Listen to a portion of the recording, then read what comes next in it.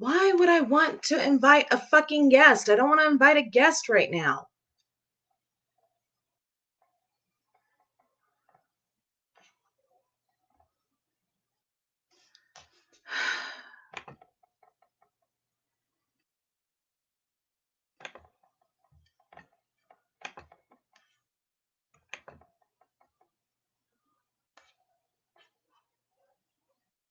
No, I don't. I just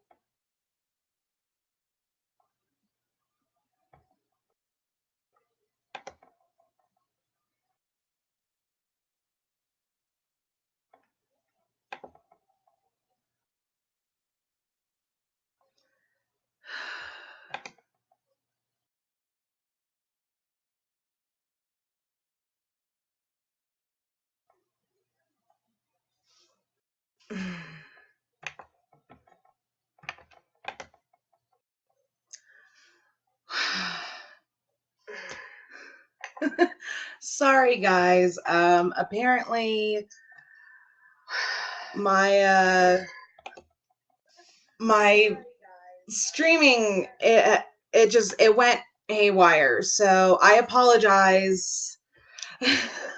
Oh god. When the fuck did YouTube decide to just, I don't know, add in all of these idiotic, stupid features to the streaming thing? So it used to be that I could just push a button and I'd be live. What a fucking concept. And now, like, you have to download streaming software and you have to do this and you have to jump through that hoop. And I'm like, what the fuck are you guys doing? You had such a simple platform before and now you're making it complicated. Of course, I guess I can understand that, what with all the cheesy bullshit that people tend to put up, you know, like that, or the downright dangerous shit, like, you know, the chick who fucking murdered her boyfriend on camera. So today, we are in my bedroom. Yeah, Mouse, for real. Like, YouTube seriously is pissing me off. So it's been an interesting experience trying to get this fucking live stream started, because I started trying to get everything together like an hour ago. So if y'all could do me a favor and post up this link. I'm gonna do that real fast. Post up the link everywhere so that everybody can join us. Cause this is just I gotta tell you guys, I'm like slightly pissed off right now. So give me 2 shakes of a lamb's tail. And of course, now this fucking streaming software is making everything run slow.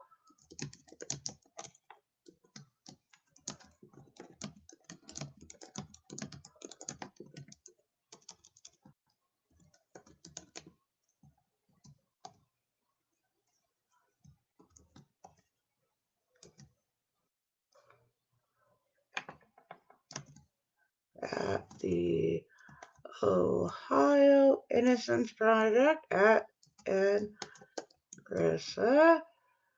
I'm surprised she hasn't blocked me already.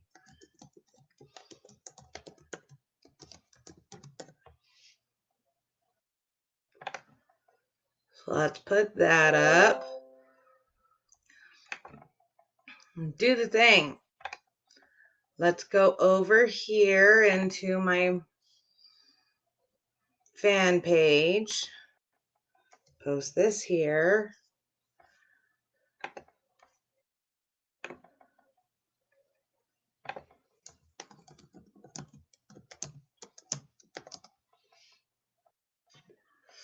Okay.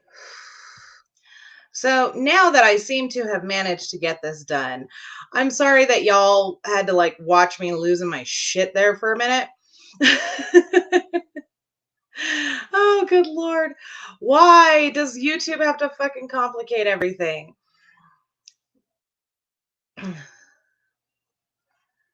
So, yeah, I guess we'll wait a few minutes, see who arrives. Um, I wanted to talk today. I wanted to talk quite a bit about the whole psychic thing. And yeah, that so essentially what happened is this. Yvonne Lane is found on April 1st of 1999, and the investigation starts. Um, seen as processed. I use that term very loosely. And what gets me about it is this. Okay, in Ohio, there is a law on the books that states that if you have a confession, you don't have to run the DNA. And this bothers me because, I mean, what the hell is this setting?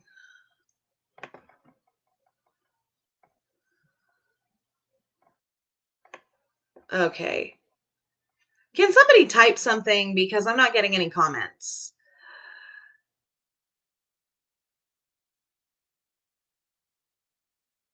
Anyway, yeah, if y'all could, start commenting. I don't even give a shit what it is. I just need to know that my pop-up chat is working properly. Thank you, Millbilly. Thank you, Jenny. Okay, good. So at any rate, so Yvonne Lane is found dead on April 1st of 1999. Now, Ohio has a law on the books whereby if you have a confession, the DNA doesn't need to be tested. Here's my issue with that. Joe Wilkes did not even come onto APD's radar for 3 months after the murder. Now, we all know that DNA testing takes a long time, but why was the processing order or whatever not put in to test the DNA on the scene in the ensuing 3 to 4 months before Joe Wilkes even came on APD's radar? That is where I'm having the real issue here, because it's almost like they knew that they were going to get a confession from someone, isn't it? And this presents a problem because what we're seeing here is we are seeing that protocol was not followed. And I have tried to get a copy of police procedure out of Ohio, period. Now, here's the thing, okay? I've heard this a lot. I've heard, oh, Casey, different states, different procedures, blah, blah, blah. For the most part, you may have a point. However, this is a fundamental truth about policing and investigation techniques. Investigative techniques, procedures, protocols, these are all the result of years and years of court rulings, of judicial things, and not just in that area, not just in that state, not just in that county. I'm talking the entire fucking country. The Supreme Court reigns supreme when it comes to this because it is the final word on constitutional adherence. So, when you look at it, you will note that police investigative procedure and protocol and technique is the result of years and years of court rulings, years and years of tweaking and things like that. So it tends to remain almost identical across the country because it has to. When a Supreme Court ruling comes down, all the police departments in the country have to follow that ruling. If it changes the way that they're supposed to do their job, All of them have to change the way that they do their job. If it confirms the way they do their job, they don't make any changes. Okay. So this horse shit of, oh, Casey, it's in a different location from the country from you. They probably have different operational procedures.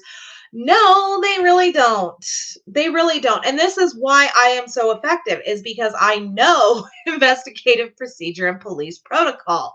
I know how a homicide investigation is supposed to go from New Mexico, which is how it's supposed to go in Alliance, Ohio, which is how it's supposed to go in Manitowoc, Wisconsin, which is how it's supposed to go in Atlanta, Georgia, which is how it's supposed to go in LA, which is how it's supposed to go in bumfuck nowhere, Alabama. This is police procedure, and it must remain static across the country, or what the fuck is the point of the Supreme Court? You see what I'm saying? So you need to think about those things.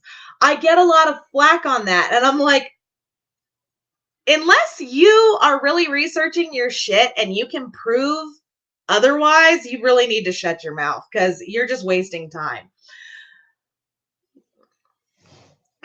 Mouse, no, there's just bad cops, and that's true. And see, this is where I really have a problem with all of this.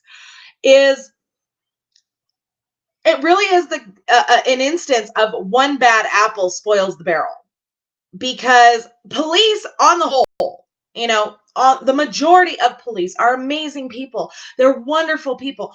They have decided to serve something greater than themselves, which is their community. They put their lives in danger every single day, because you don't know what the fuck is going to happen. I know what's going to happen every day when I go into work. I have a good general fucking idea. I work front desk at a hotel, for fuck's sake. I know that I'm going to deal with some uppity fucking upper middle class asshole who's earned every dime of his bank account, and he doesn't want me to forget it. Like, that's the worst that I'm going to get with my day. No, that's not true. The worst I'm going to get with my day is if we're overbooked and we got some third party fucking reservations that nobody integrated into the system, and we're already overbooked, and now we have no rooms to give to these people who've already paid for their rooms. That's the worst that can happen, and it's happened twice. I work in a very busy hotel. So, but that's the worst I'm going to deal with. I already know I can mentally prepare myself before I leave the house. Based on the day of the week, I know roughly how my day is going to go. If it's a Wednesday, chances are we're going to be slow. If it's a Friday, we're going to be jamming. If it's a Saturday, it doesn't help that my hotel has a bar with live music on the weekends and a restaurant, so and a convention center. So we know from day to day, we can mentally prepare ourselves on the way into work for what our day is going to look like. There are two professions that you don't know at all what your day is going to fucking look like. And that is the military and police. You have no idea. You could get into a fucking shootout, and it doesn't matter where in the country you live. It doesn't matter if you live in a small town. It doesn't matter if you live in a big city. It doesn't matter. Yes, I'm wearing my pajama pants. It's the most wonderful time of the year. It's Halloween time, or at least that's what I am. I'm wearing my jack-o'-lantern pajama pants. So y'all got a little sneaky peek of Casey's sleepwear. So for the most part, police are wonderful people. They've chosen this profession where they don't know if they're going to be put in danger that day, if anything like that is going to happen. And so, we really have to admire that. But then you get the dickheads that just make it so much harder for everybody and just make things awful for everyone. And it really grills my cheese, because they are taking down the good reputation of the overall police profession. And it really pisses me off. It's right up there with lawyers. Let's see. Carrie, good morning, my love. Mwah. Although for you, it's good evening. Carrie is one of my very dear friends and one of my teammates from England, and she is so righteous. She just finished moving into her new house and it looks amazing. I'm actually really jealous of your garden, and I'm actually really pissed off that I can't just pop in for a spot of tea.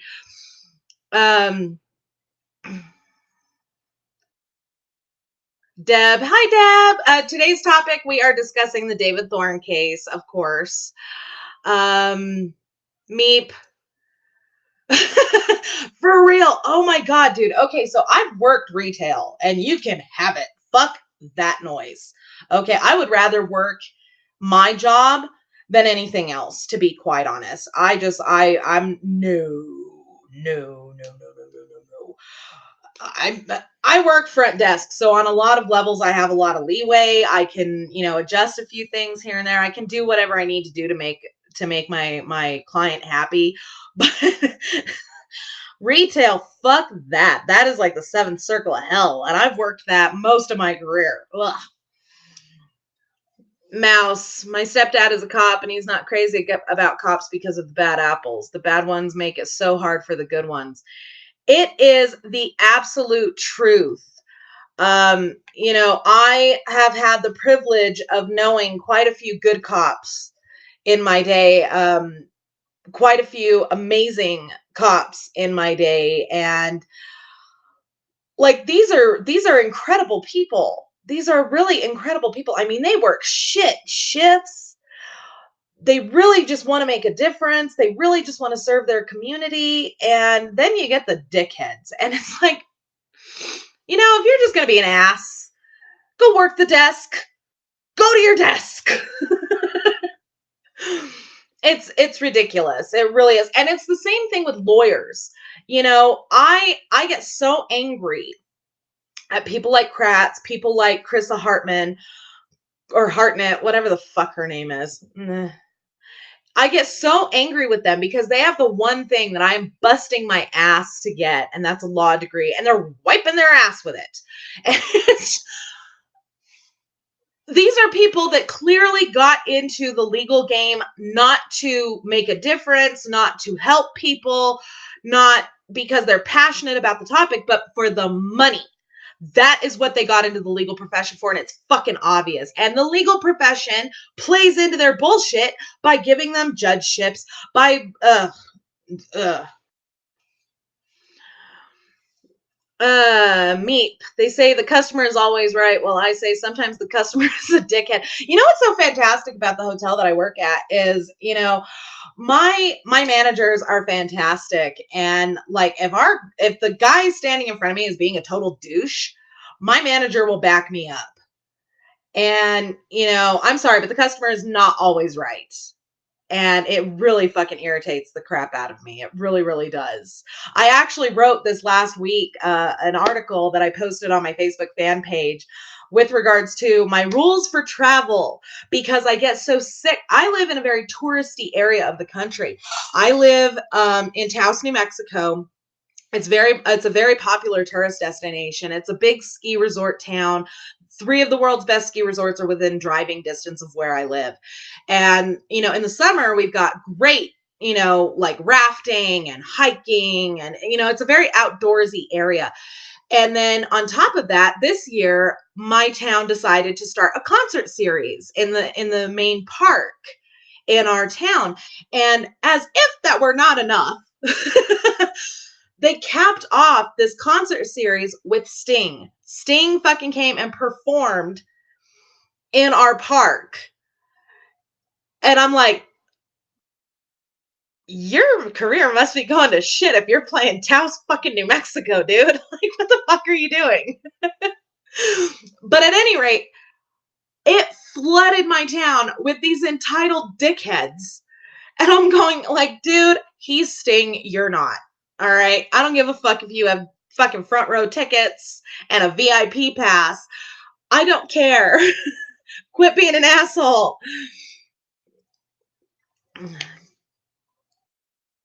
Oh, yay. Terry just informed me that my My niece, Raven, is now walking completely. Oh God, girlfriend.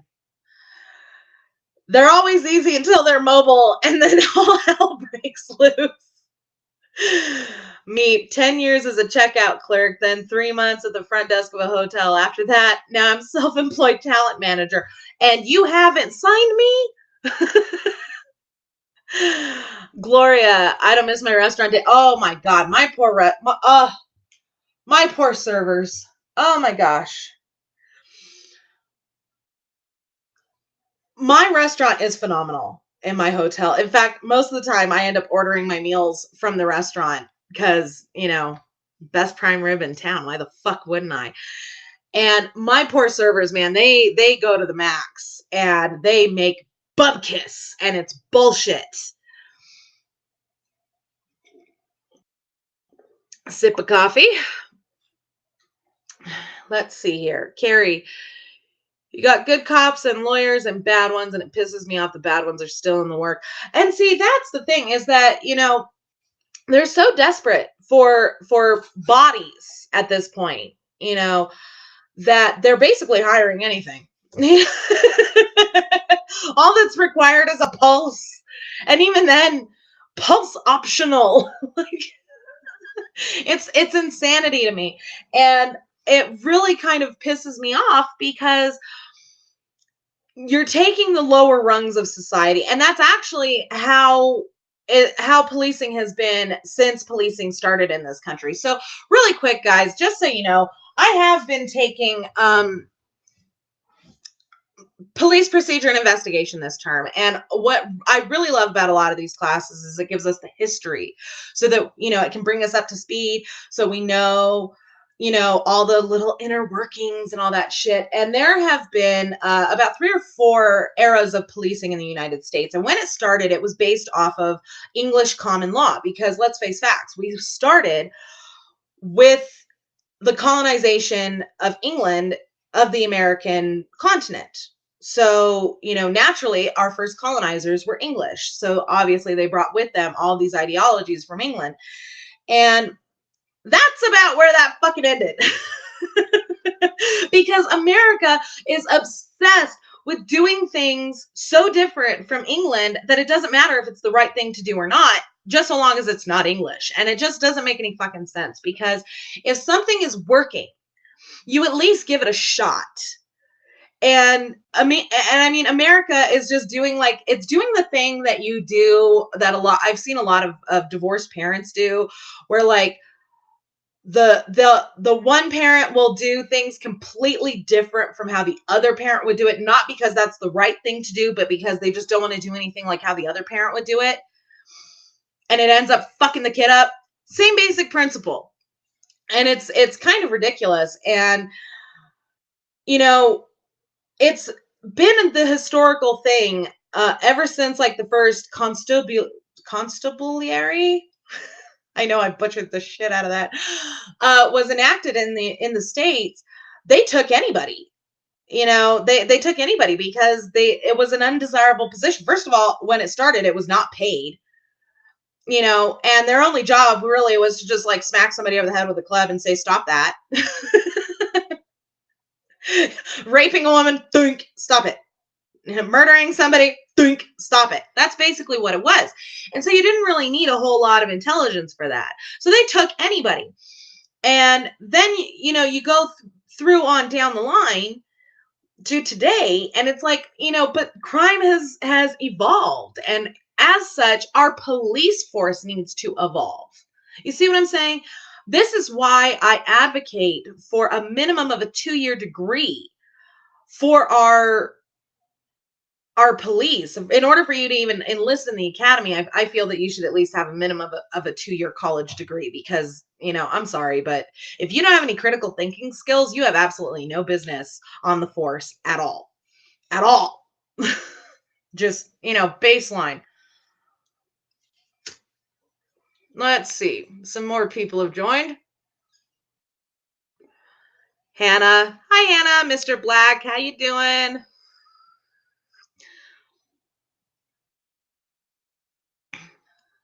Mr. Black, I saw the description with dirt.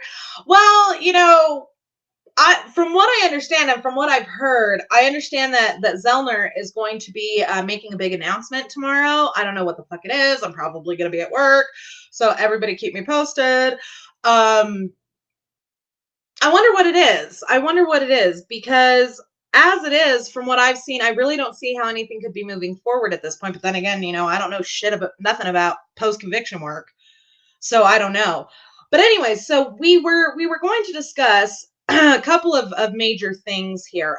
First, we were going to discuss the psychic that APD went to. Oh my God. Okay, so everybody knows that police have worked with psychics before. Some of them are legit. Some of them, the majority of them, are not. And usually the police will only go with a psychic. They'll only contact a psychic when, the case has been dragging on for years or even, several months with no leads.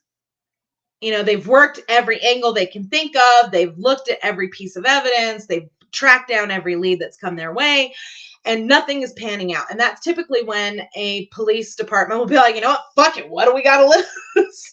And I can see their point on that. Even sometimes it's been a proven fact that these so-called pseudo psychics generally are not really psychic. They just have really high powers of deductive reasoning. And so they're able to look through the case file. They're able to look through these things and see things that other people haven't. And 9 times out of 10, it's really just a case of fresh eyes. Okay. But typically the police department will go through months of stalemate before they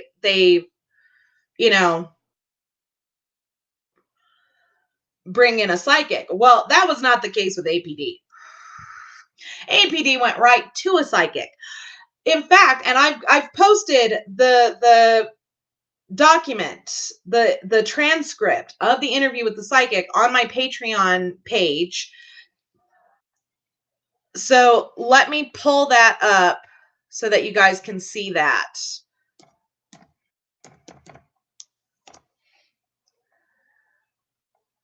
Let me just go to that post real quick.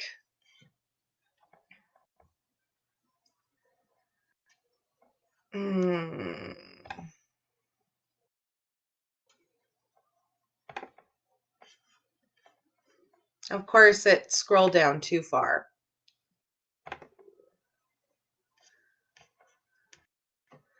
So let me just go ahead and post this link for y'all.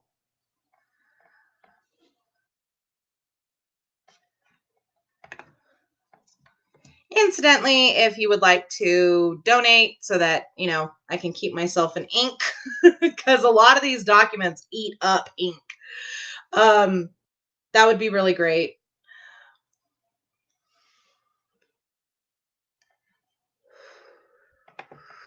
Meep, don't hate me, but Psychic Detectives used to be a big binge watch for me. And see, that's the thing, though, is like, okay, as a Wiccan,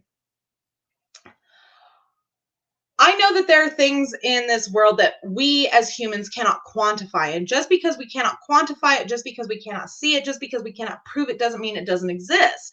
We can't see atoms with our naked eyes. We need very specialized equipment, but most of us believe that they exist. And that's really all it is it's a leap of faith, because we're trusting these scientists that they're telling us the truth.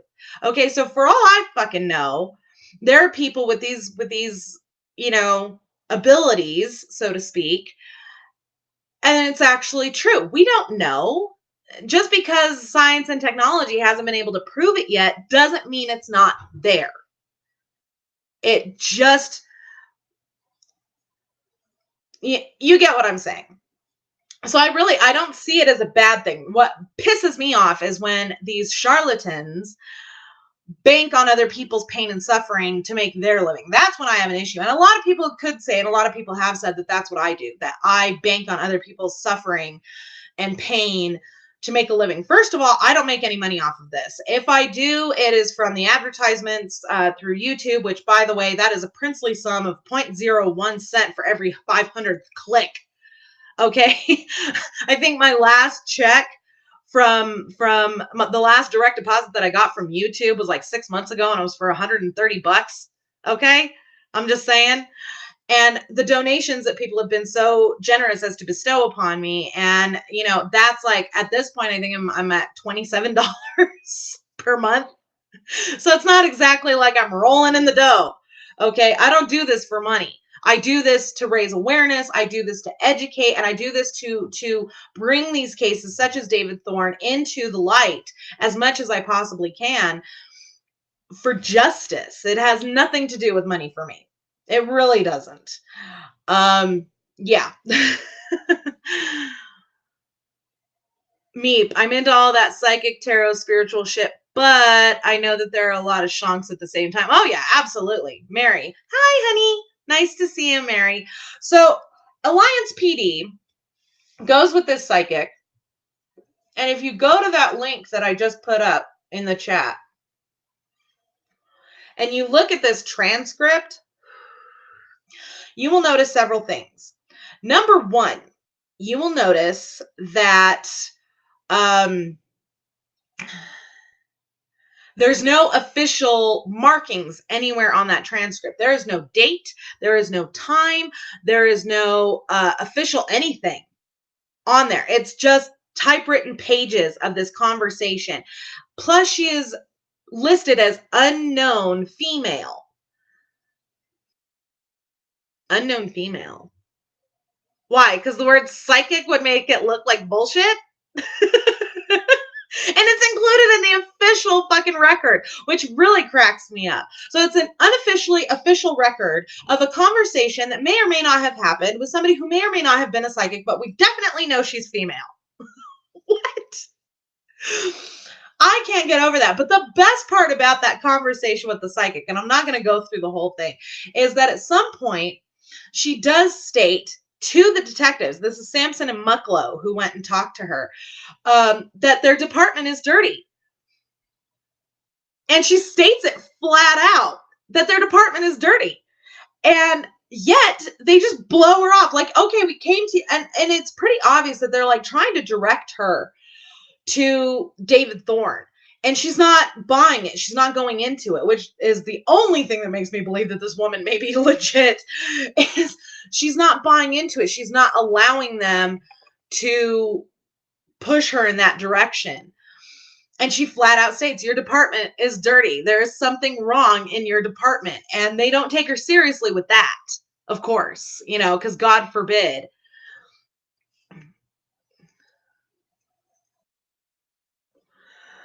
So you've got that, and that, so I've uploaded that to my Patreon page only because I couldn't figure out how to do it to my Facebook page. Like, I've seen Facebook pages that have like the files button, and I can't figure out how to put that on my Facebook fan page. Otherwise, I would totally do that, at least until the website is up and running. Now, I have had a update from Vanessa, and she's let me know that the website is progressing along beautifully, which I'm so excited about.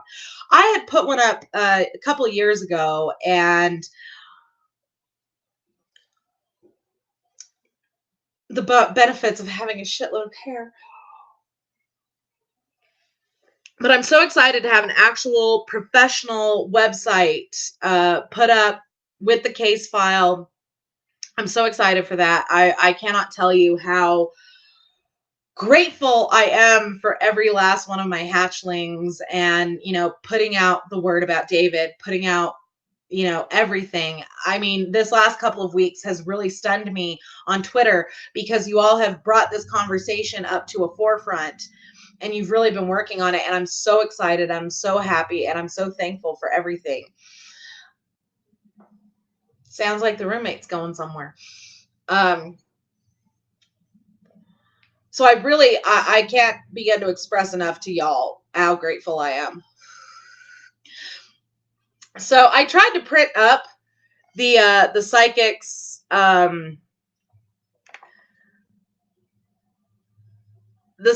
interview, and it didn't pan out very much for me. if you see at the top of this link, you'll see it says present Detective William Mucklow, Detective Lloyd Sampson, and then unknown female.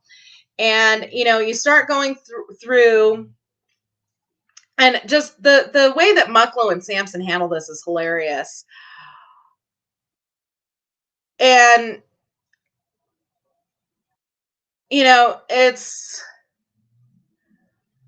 it's funny how you go through here.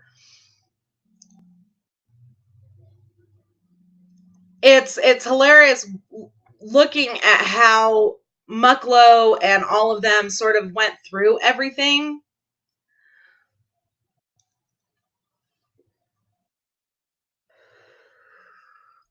Mouse, the only psychics I've heard of are famous. Not sure if they're legit or not, but Sylvia Brown was one of the biggest cons I've ever heard of. I haven't even heard of her.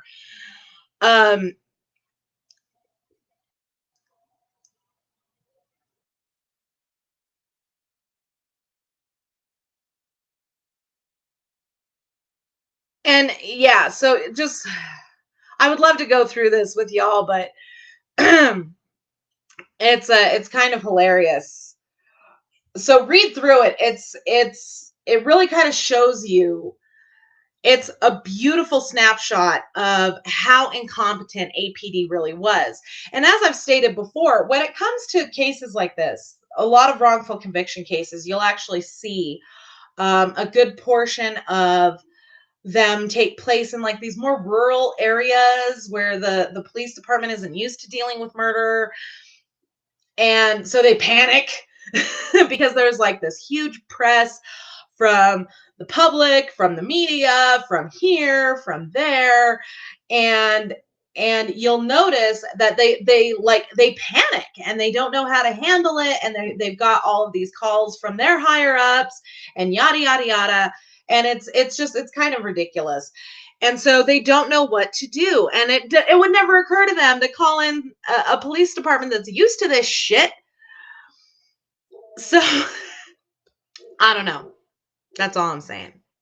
And this is why I firmly believe that we need to have a minimum of a 2-year degree as a requirement before you're even allowed to join the academy.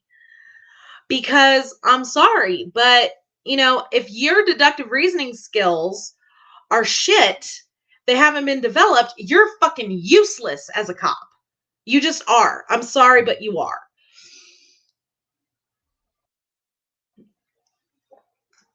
Now, the other thing that I wanted to talk about a lot this morning is the rejection letter from the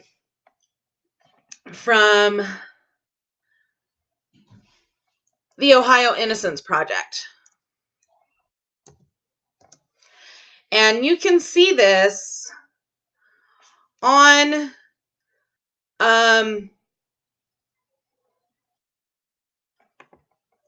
the wrongful conviction of David Thorne website, but you can also see it. I've posted it both on my Twitter and on my Facebook fan page.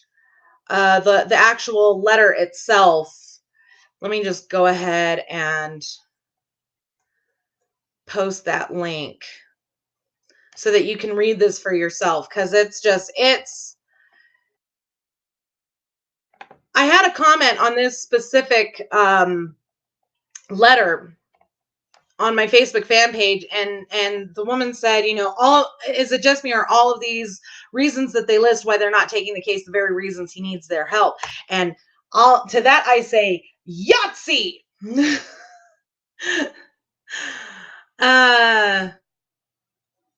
Carrie, don't put me on the big TV, babe. I don't belong on a big screen. What's wrong with you? Boo.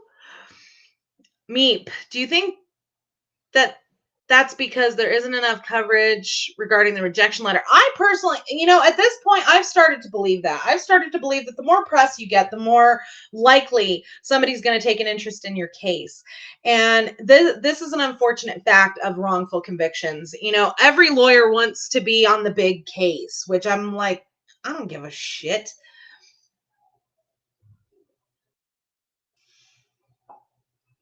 Personally, I think it's an insult to the pain and suffering of the of the person who is wrongfully convicted. This is part of the reason why I've started to lose respect for Zellner. And I know that a lot of people get mad at me for saying that, but I have to say it because, we have been bombarding her with emails about David for years. My team and I, his wife specifically, Sue, has been just nailing Zellner with emails about David. And she always gets told, my caseload is too full. And for the most part, yeah, okay, I understand that. But when all of a sudden Daniel Holtzclaw comes along, he hasn't even been in prison for 3 years, and her caseload suddenly frees up. What's the difference here? The difference is press coverage. That's the difference, kids. And that's where I started to lose respect for her, because it's pretty clear that now she's only going to give a shit about the fucking cases that actually have a lot of press coverage, which I'm sorry, but that's shiesty. That's shiesty right there.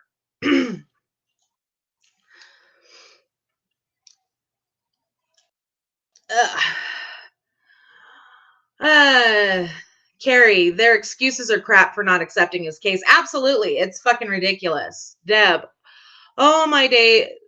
The more I hear about this case, the more I wonder if APD's mom know they are out playing at being officers. For real, does your mother know that you're out? Carrie, once a month for 3 years, I've emailed her. I have emailed her a minimum of once a month. There are times when I'm emailing her a minimum of twice a week. And I'm going to keep fucking emailing her because, while I have lost a little bit of respect for her, the fact remains that she's still the most effective wrongful conviction attorney in the country for now. So it's like, okay, I'll put it to you this way, kids. I make a promise to every person that I take their case on, when they come to me and they say, Casey, we need help. First of all, I find it really fucking bullshit that, these people are so desperate for help that they're coming to a talking head for help. They've tried every other avenue, but they're coming to a talking head.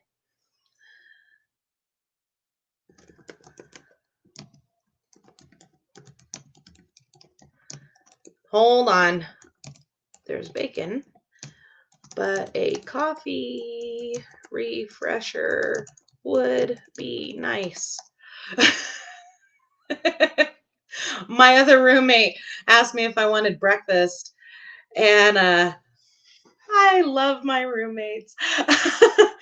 But I feel that it's just bullshit that, these poor people are having to come to a talking head like me for help because no attorney period has been willing to help them. So they're coming to me, a YouTuber with 5,200 followers. Like, how desperate do you have to be to come to me for help? That's fucked up.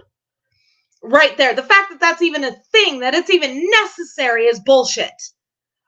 But number two, my thingy is telling me that I need to get up and move.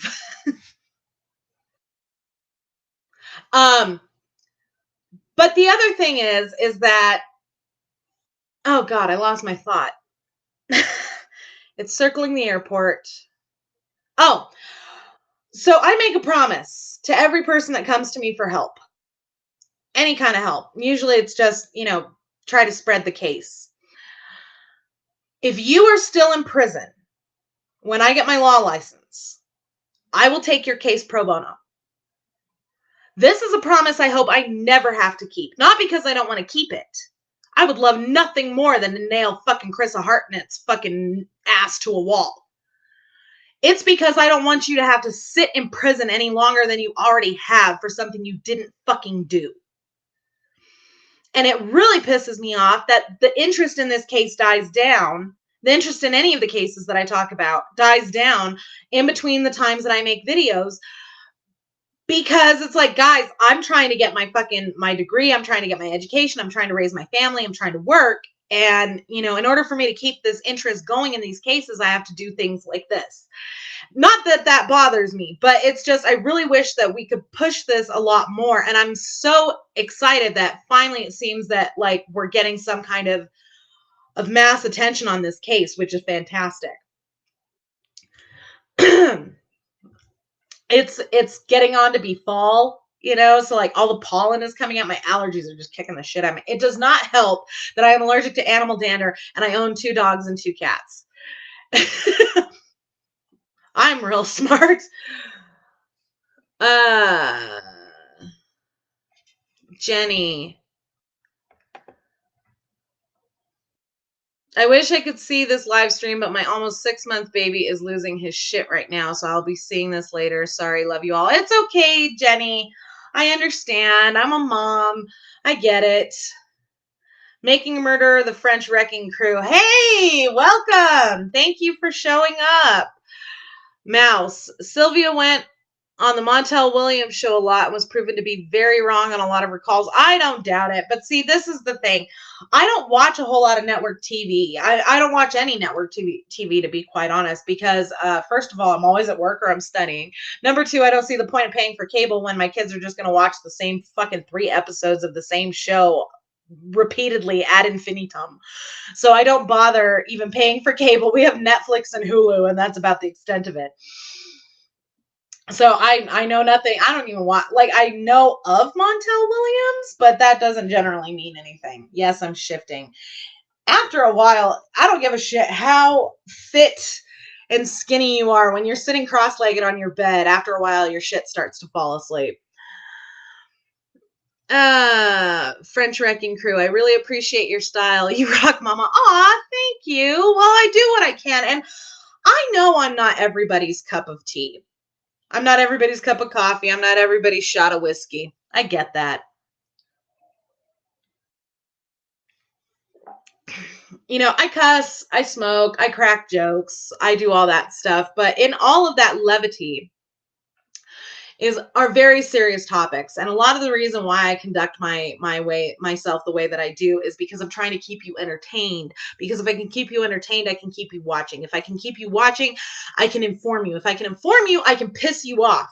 And that is where change happens, because pissed off people write letters, pissed off people vote, pissed off people make phone calls, pissed off people donate. You see what I'm saying? So that's where I go.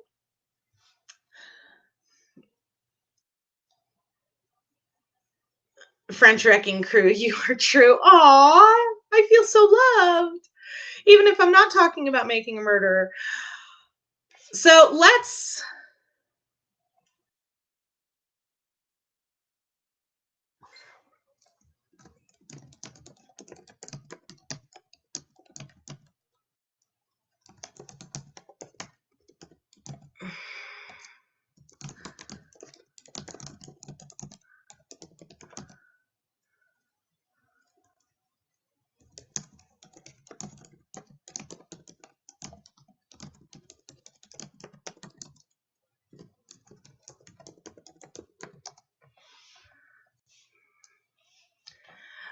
talk about the Ohio Innocence Project's bullshit fucking rejection letter. So let me just move this over here. Okay, so hopefully by now you've clicked on the link. If you haven't, let me just put that back up again just for your information.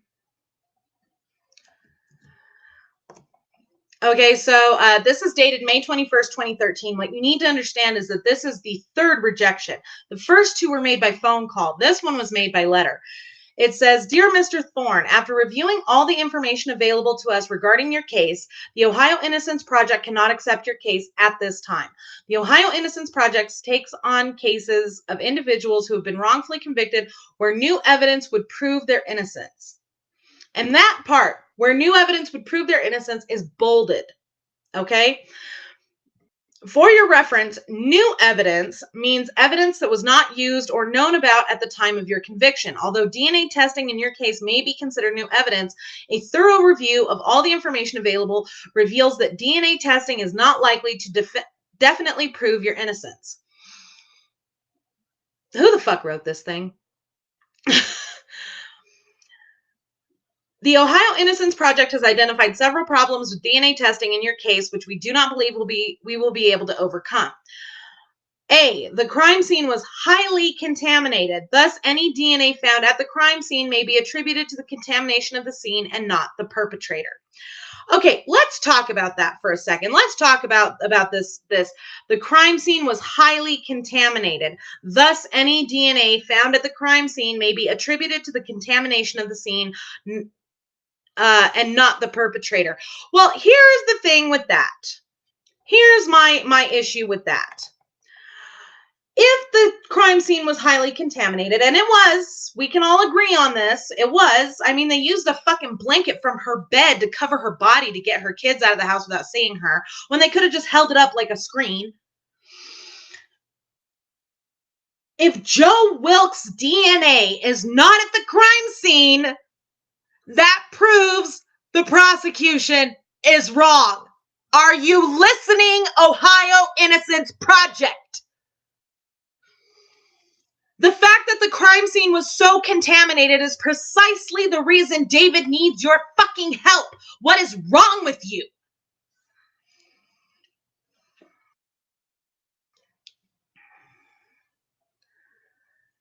Kelly. Yay, Kelly, you made it. Come on in. Item 2. Similarly, Ms. Lane was rumored to be a prostitute. Thus, any DNA found at the crime scene may also be attributed to one of her clients and not the perpetrator. Are you fucking shitting me with this? Are you seriously shitting me? She was a prostitute, so any DNA found at the crime... You think her clients are running around leaving blood? Leaving blood? Yes, any semen DNA could be attributed to her clients. I could even see like some of the cigarette butts could possibly be her clients. But there is no way you can commit a stabbing. You can commit a throat slit without at least getting injured yourself. There's no way. There's no way. There's no way. And you're telling me that you don't want to test the DNA because there's a possibility that some of it could have been from one of her clients? You're an asshole. All you're saying is she was a prostitute, so she's not worth our time. That's what you're saying. Her 5 children are not worth your time. David Thorne is not worth your time because this woman exercised her God-given right to complete bodily autonomy. That's what you're saying, Ohio. That's what you're saying.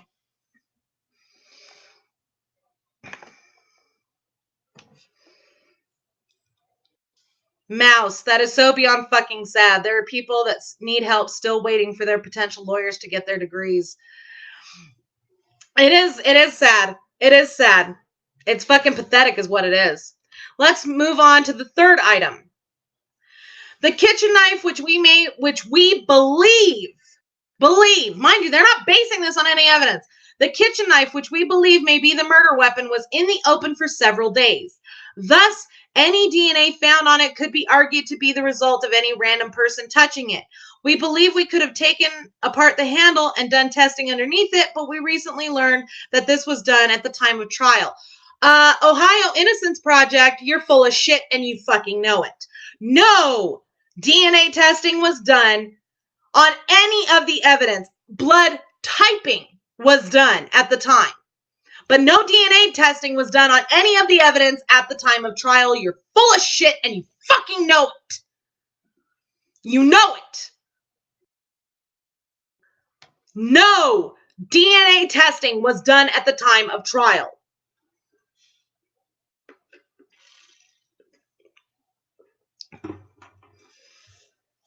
But that means that you actually have to do some fucking work, huh? You're not handed shit on a silver fucking platter. I wonder, has the Ohio Innocence Project actually released anybody? Or do they just, oh, this looks hard, so I don't want to do it? It's pretty fucking sad when a mother of 6 in Podunk nowhere, New Mexico is doing your fucking job for you. And if I'm doing your job for you, I deserve the paycheck. I'm just saying.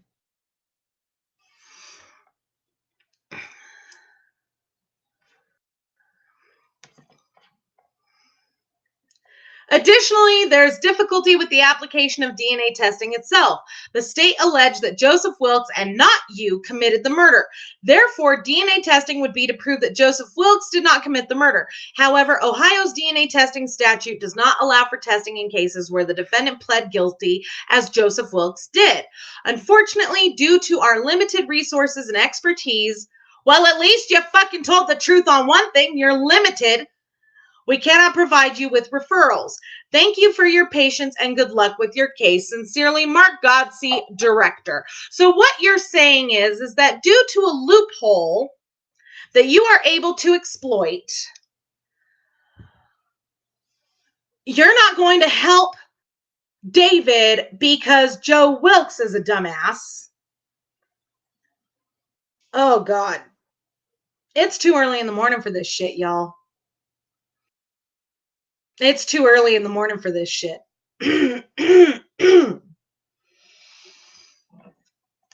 All I gotta say is that I am disgusted. I am disgusted beyond anything.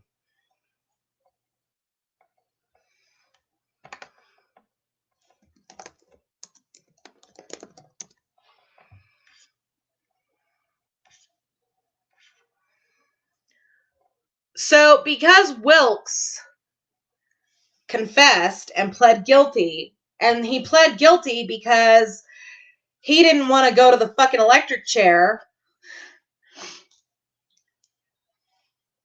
he gets to get out after 30 years, and David has to rot for the rest of his life for something that no one can definitively prove he did.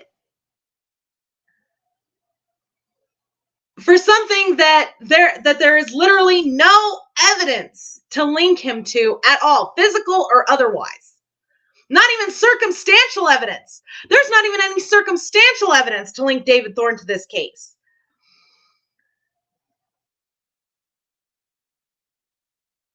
What the fuck is going on up in Ohio?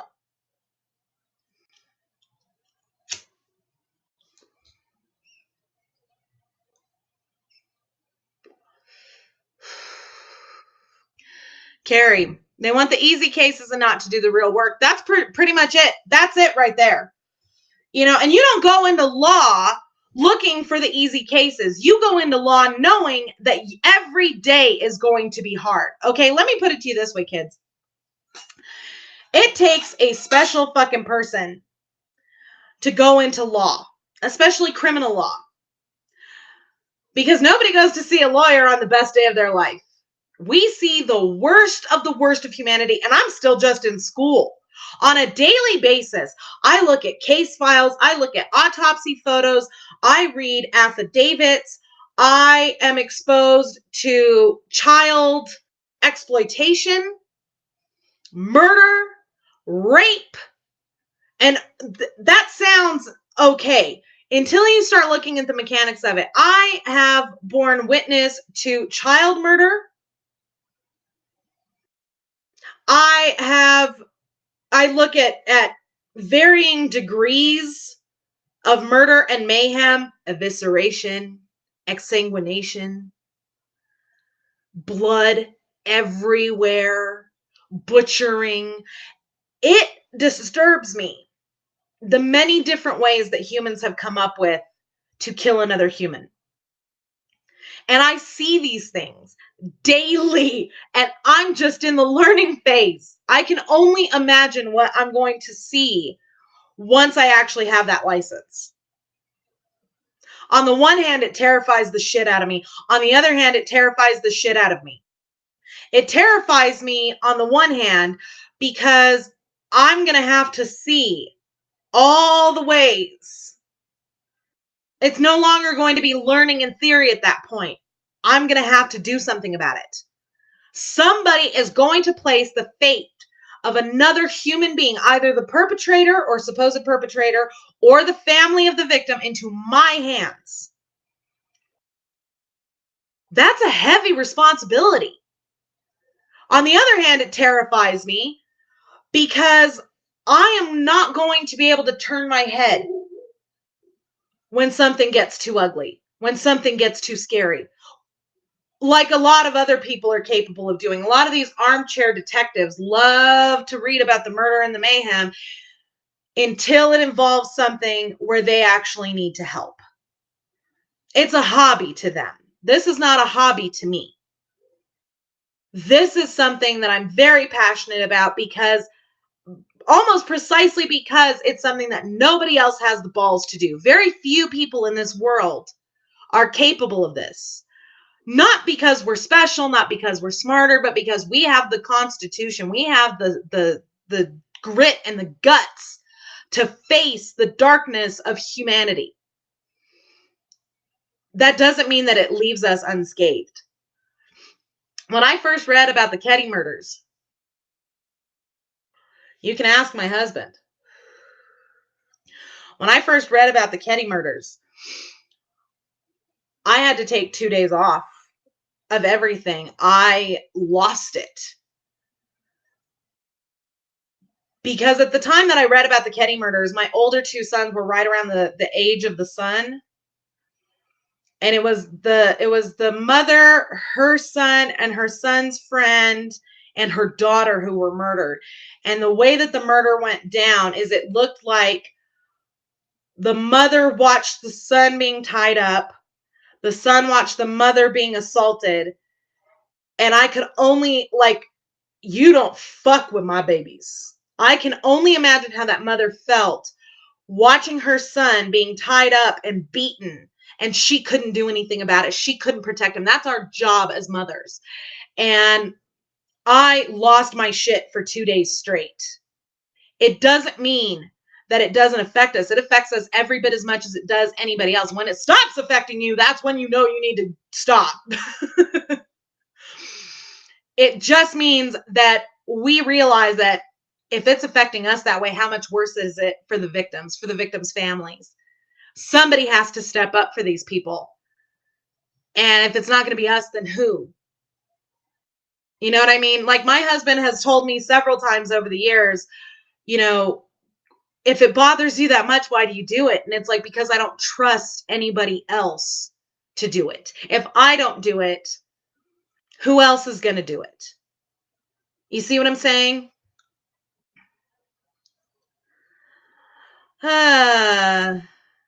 Making the French Wrecking Crew. I share Casey's videos on my channel, even if it's not in relation with MAM, because Casey rocks. Aw, thank you. I mean, I don't speak very much French. Carrie, they getting any money under the table for not taking his case by any chance? I wouldn't fucking doubt it, to be quite honest. Mouse, but a client could have done it. When you basically focus the case on one person and not look at all potentials, you get this. Exactly, Mouse. That's the thing. I've told people, and I'll keep telling people,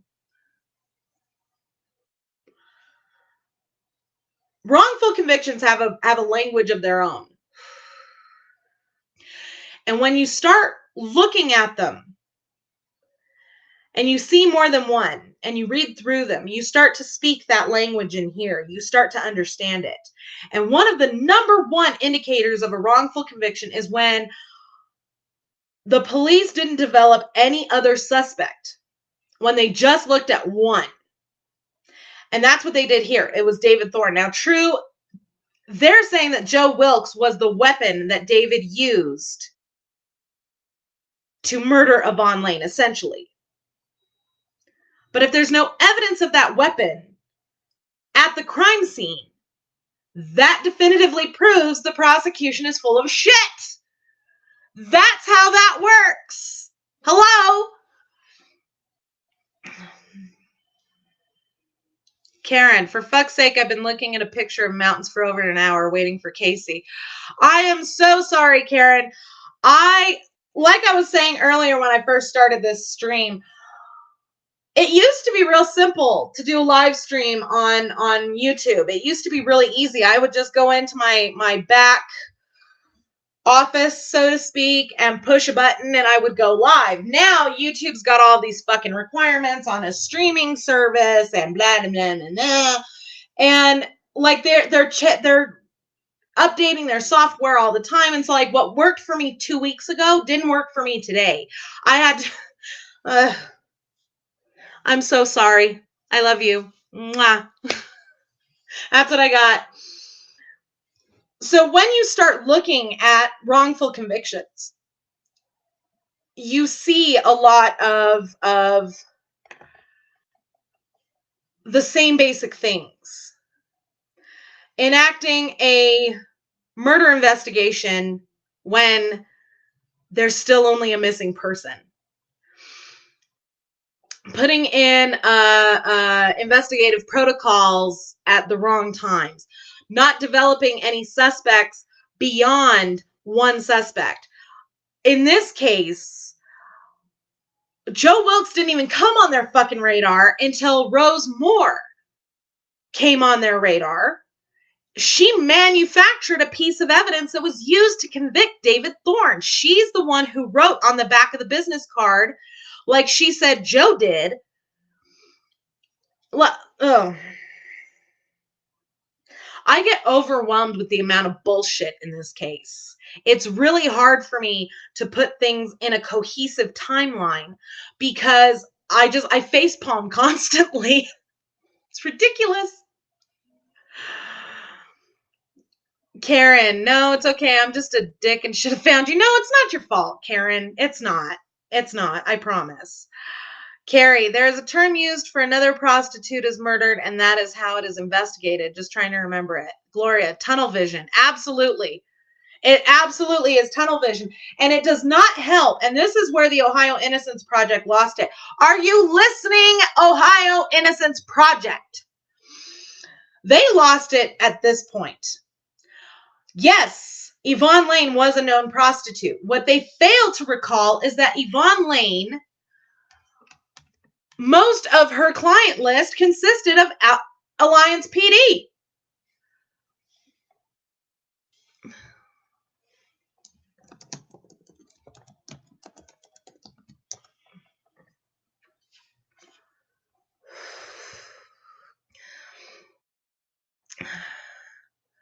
French Wrecking Crew, we love you too, Casey. I marvel that other making a murderer YouTubers are coming onto the David Thorne case. I'm really hoping that you guys pick up this case and run with it. I'm so excited to have this website up and running and getting over with so that you all can see everything that I see. You know, I posted, in the last couple of weeks, I've posted a few of my old David Thorne videos because a lot of them really bespeak to the central tenets of this case. Is Sue here? Sue, are you there, honey? You know what? Let's just double check and make sure that she knows where to find us. Copy that, go over here, go here, post that. In case you missed me. Okay.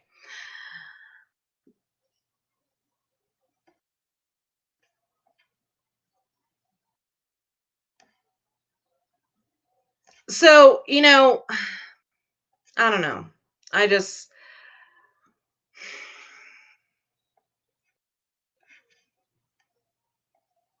When you look at this case,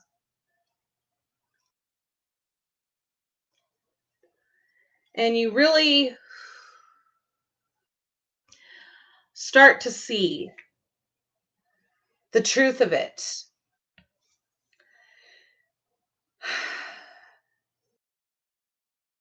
I have a hard time believing that anybody could have bought the prosecution's case, whether they saw the case file or not. I don't understand it.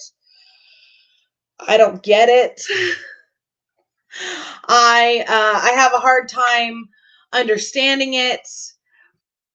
And this again circles back around to my whole thing of like we need professional juries, because what the fuck was that?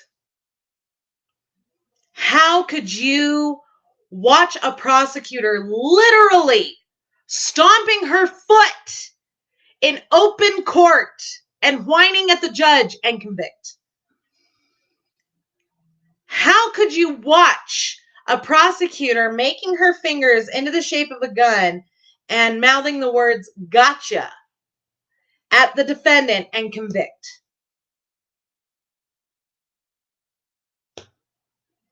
How was that not thrown out of court? Is my question. Like, what the fuck has any of this been? Ugh. Wrecking Crew. Thanks for that, because in Europe we don't have access to the case you're talking about. The David Thorne case. Here, let me just throw this up for you real quick. Maybe you'll be able to access that website. That is a good starting point. That's a good starting point for this case. And pretty soon our new website for the case file should be up and running. I'm not sure on how long that's going to take. Vanessa would know about that. Oh, yay, Sue is here. Fantastic. Fantastic. Just wanted to make sure that she was here.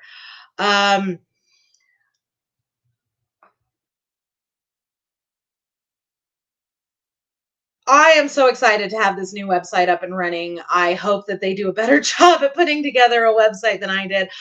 I am a Renaissance woman on a lot of levels. Like I understand legal theory and philosophy and history, and that helps me in my research.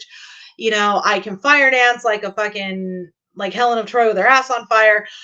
I can do a lot of things. I can manage a lot of technological things, but when it comes down to designing a website, I'm not that fucking great with it. And so it kind of fucks me up, and as a result, the people that I try to help, such as David, because I'm not as proficient as I would like to be. It's the same thing with this documentary. I'm trying so hard to get this thing up and running, you know, but I'm having to learn stuff, and at the same time that I'm learning that, I'm trying to do this and I would love it if one of you, any of you who know someone who actually does documentaries or is capable of it, a film student, I don't give a shit, anybody to be able to put that together, because I'm trying, but it's taking me forever because I'm having to learn all this shit that I don't know how to do. And it's taking a long time. And David has been in prison for 20 years already. He shouldn't have to wait anymore. He shouldn't. I'm sorry, but he shouldn't. And yes, I understand Daniel Holtzclaw, blah, blah. I get that. But again, Daniel Holtzclaw, Melissa, I can't remember her last name, or I can't pronounce it. You know, Stephen Avery and Brendan Dassey. Yes, these are all important cases, but they have legal representation, the best legal representation possible. They're fine. They're fine. Right now, there's really nothing else that we can do for them because they have what they need to fight. David doesn't even have that. He needs our help. He needs the documentary. He needs his case talked about. He needs the publicity. He needs the attention because he doesn't even have legal representation that's worth a piss. All this shouting tends to dry one's lips out. Let's see. Karen. Don't know U.S. law. Are there any checks and balances to protect defendants during trial? There's supposed to be theoretically, but like any type of law, like anything that it has to do with the government. And let's face facts here. I've had a lot of people tell me that I need to keep politics out of my videos. Do you understand how laws get made when you say shit like that? Okay, the legal process is all a part of the government, which is all a part of politics. Okay, so I can't leave politics out because politics directly affects what I do. It directly affects all of us. So shut up. If you don't like my stance on politics, just don't watch my shit. It's that simple. Theoretically, there's supposed to be checks and balances for that. And on paper, it works. In practice is something very different. It's kind of like when you're in college and, let me put it to you this way. My husband would probably kill me for saying this, but, it's the easiest way to explain. My husband is bipolar. And when we got together, my own arrogance fucked me because I'm like, oh, I have a degree in psychology. I understand it all, blah. I understood the theory of that. I understood the mechanics. What I did not understand was the practice. What I didn't understand was the application of that. What it actually looked like in real life. What actually happened. It's one thing to read about it. It's another thing to see that shit going on in front of you. It's kind of like a murder investigation on a lot of levels. You understand when you walk into a crime scene, there's going to be blood. There's going to be mayhem. There's going to be bleh. You understand that. You know it because you've studied it. But then you walk into the crime scene. And I've actually had the privilege and the honor of doing some workshops where I actually had to go into actual crime scenes. And it's one thing to understand what that's going to look like. You think you know in your head. It is something very different to walk into an actual house with pictures of children, with evidence that a family lived there. Couches, pictures, children's toys, that sort of thing. All over. And then see a bloody body lying on the floor in the most horrific conditions you've ever seen anything in, to see evidence of what was a life and evidence of how that is no longer a life. You see what I mean? It's very different when you walk in and you see the blood all over the walls and the gunshot residue and the high velocity spray, and you smell it. You smell the blood. You smell the human waste. You smell the rotting flesh. It's very different in application than it is, hold on, in practice. Hello? No, I'm doing a live stream. It's okay. I don't go in until 3. I'll call you in a while, but you sound like shit.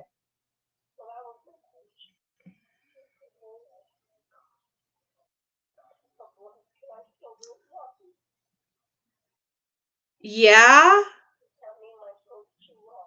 Is it red or is it black? That means it's on the inside of your esophagus. I would suggest tea. Bye.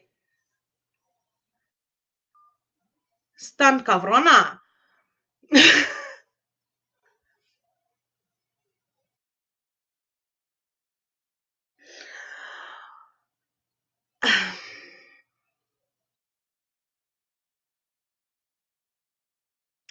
I'm now conflicted about what to do with my mother.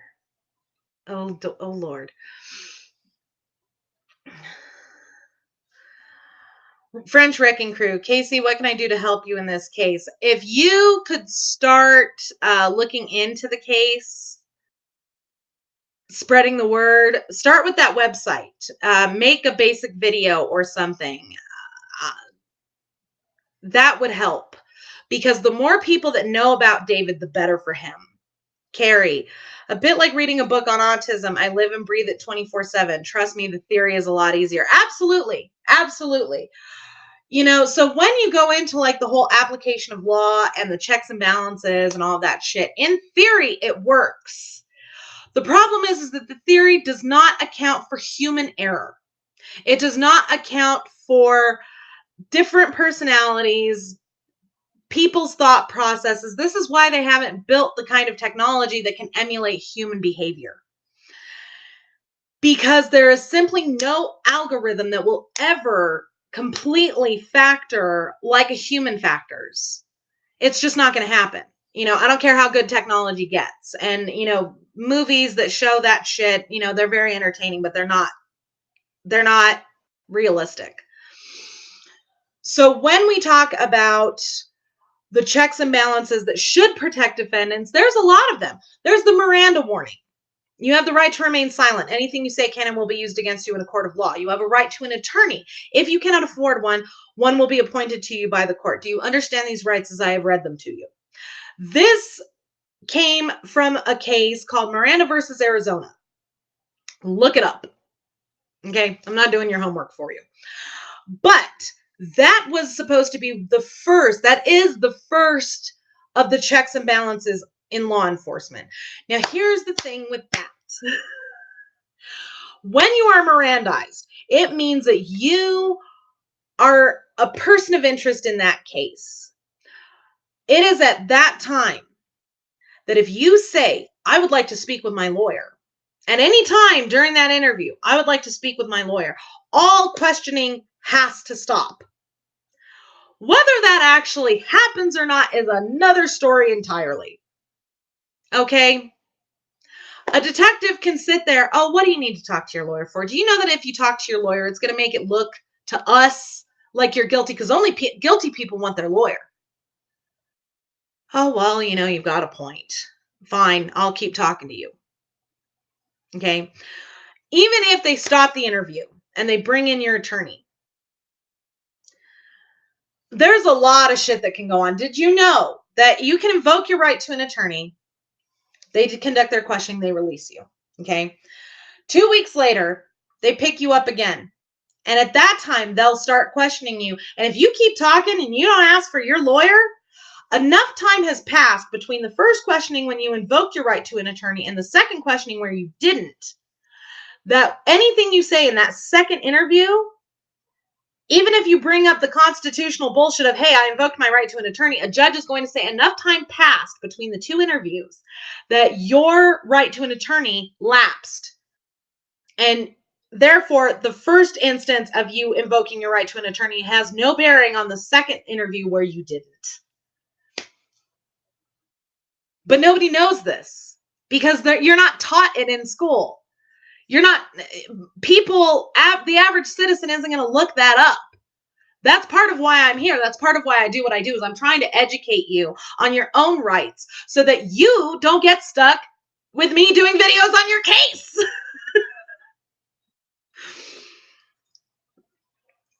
Carrie, don't recommend Rain Man to me. For real.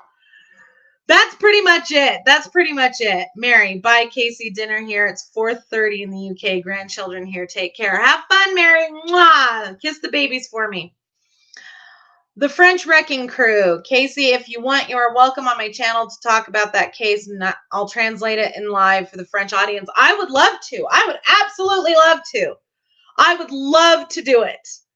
You let me know, and I'll we'll pick out a time or something. I would love to talk about this case to the audience of France. Unfortunately, I speak very little French, which is unfortunate. I wish I spoke more. Karen, Red Cap Films on Twitter and Instagram, is a Belfast fellow and fully qualified videographer and director. Check him out. Karen, could you do me a favor and send him my contact information?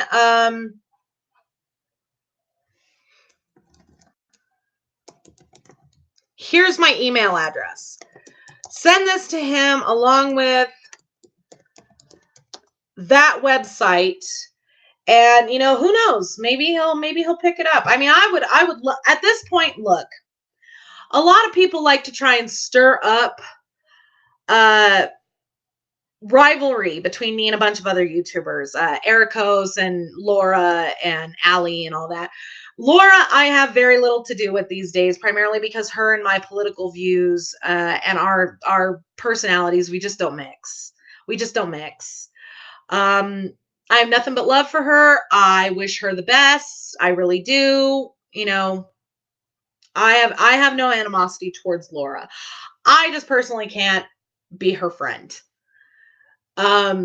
you know, but there's no animosity there. I don't give a shit. I mean, I wish that she would properly research her stuff and properly cite her sources, but you know, that's her style. It's not mine. Allie is a very dear friend, you know, so don't try to stir up shit between me and her. Me and Ericos, we had our issues in the past. We've since smoothed them over. I don't care who picks up a case and runs with it. I don't care who starts sharing information on David Thorne or anything else.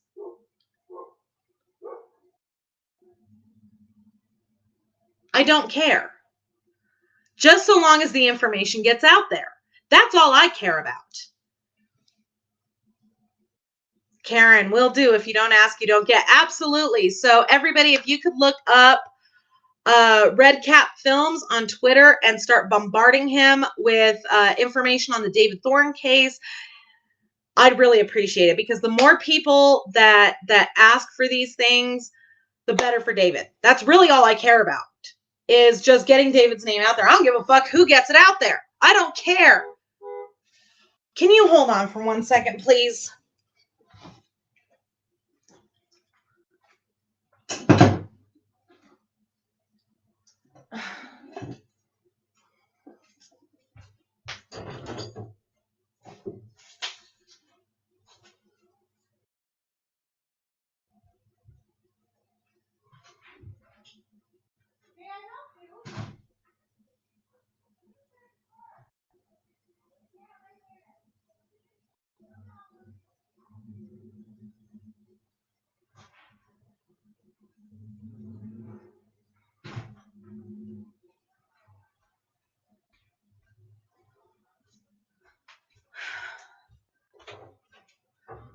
My apologies, folks. Got a lot of rude fucking people in my world. Fucking sitting out in my driveway honking and shit.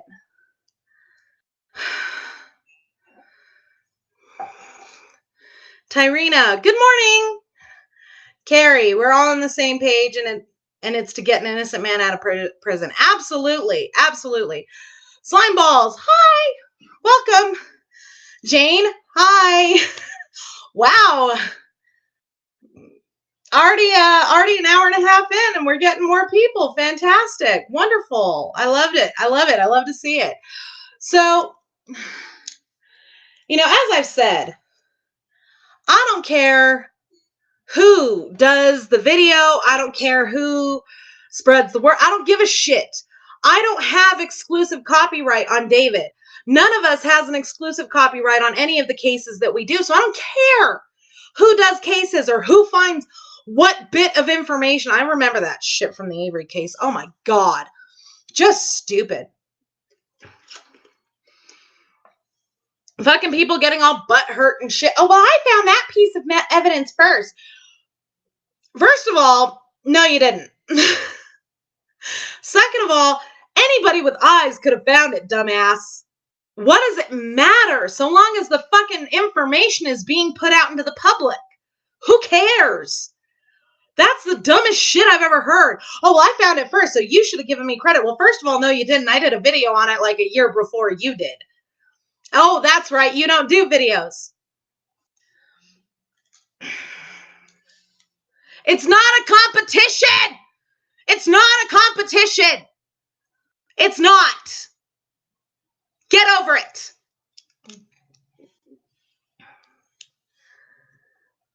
Tyrena, 8:30 here, second cup of coffee.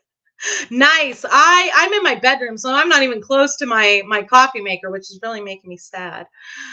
Morna Vanderberg. Hi from South Africa. Wow, that's a ways away. Hey Sue. We're making an impact even in Africa. How fucking awesome is that? French Wrecking Crew. Casey, here's my mail. This is the zodiac@gmail.com. Email me first. I forget things. Jane, it's all going on in Twitter at the moment. Does my head in. What do you mean, Jane? I'd love to know. I'd love to know.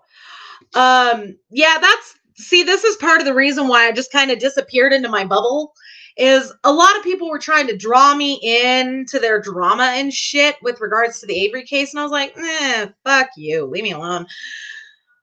Sherry. Good morning, Sherry. Mwah. Thanks for joining us. We're talking about the David Thorne case today. We've already discussed the Alliance PD consulting a psychic. Good Lord. Within not even a month of the crime, I'm going to go ahead and throw up that link to that transcript. Oh, okay. Yeah, Jane.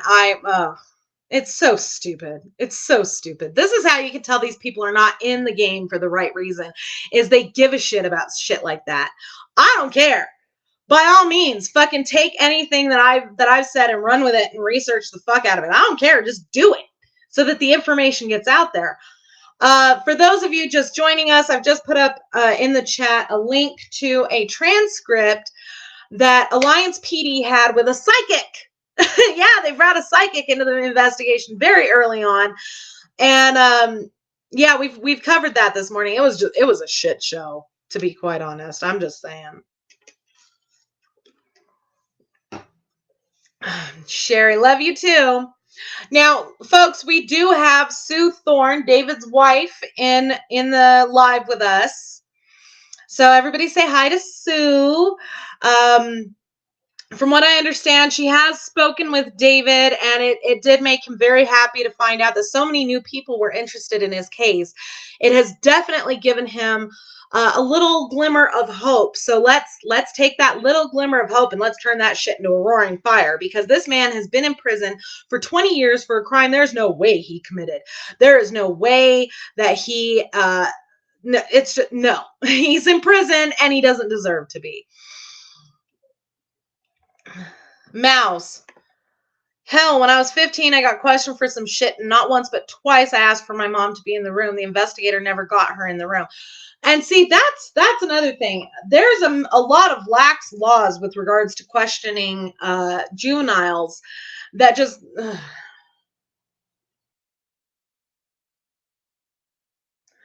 I don't even know how to even begin that conversation. It's absolute insanity. It's absolute insanity. I liken it to the easiest way to explain it, and I know that this is probably going to get my ass in a sling, but I don't care, is the gun laws. Okay. One more time for the idiot in the back licking the windows.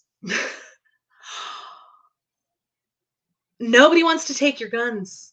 Nobody wants to take your guns. We don't even want more gun laws. We just want smarter ones. Okay? That's all we're saying.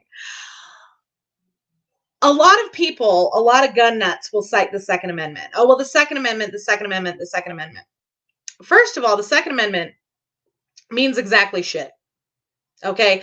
The Second Amendment is part of a document called the U.S. Constitution, and the Constitution is malleable. It was written to be malleable precisely because the Founding Fathers understood that they could not predict everything that was going to happen in the future, so they wanted to leave a way for us to change it, to alter it, to flex it, to evolve it, to suit the needs and the will of the people.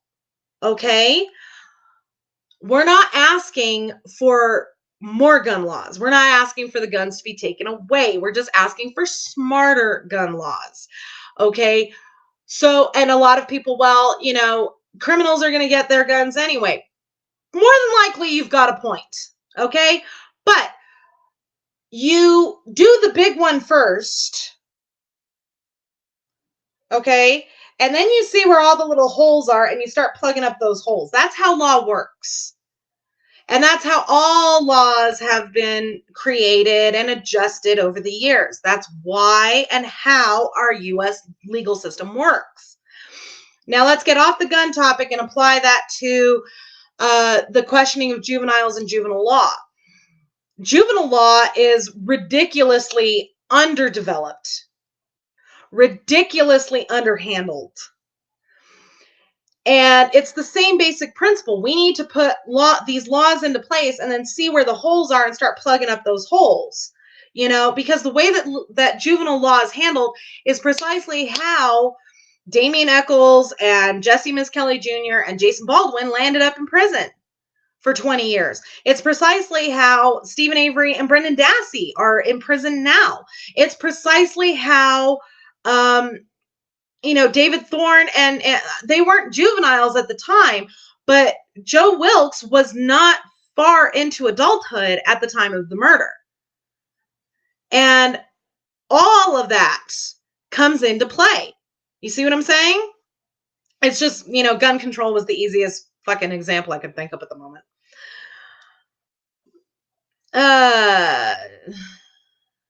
Jane, I always retweet your David Thorne post. Fantastic. French Wrecking Crew. Even in Belgium and France, we will try to help David. Thank you so much. That means a lot. You have no idea. Jane, it's not allowed in the UK. What's not allowed? Oh, the gun control. Yeah. But then we've got the knife issues. But, I'm like, but a knife has purposes other than killing people. Carrie, did David run? Nope. Did he get Wilkes out of Ohio? Nope. And why? Because they didn't do it. Pure and simple. It's absolutely true. French Wrecking Crew.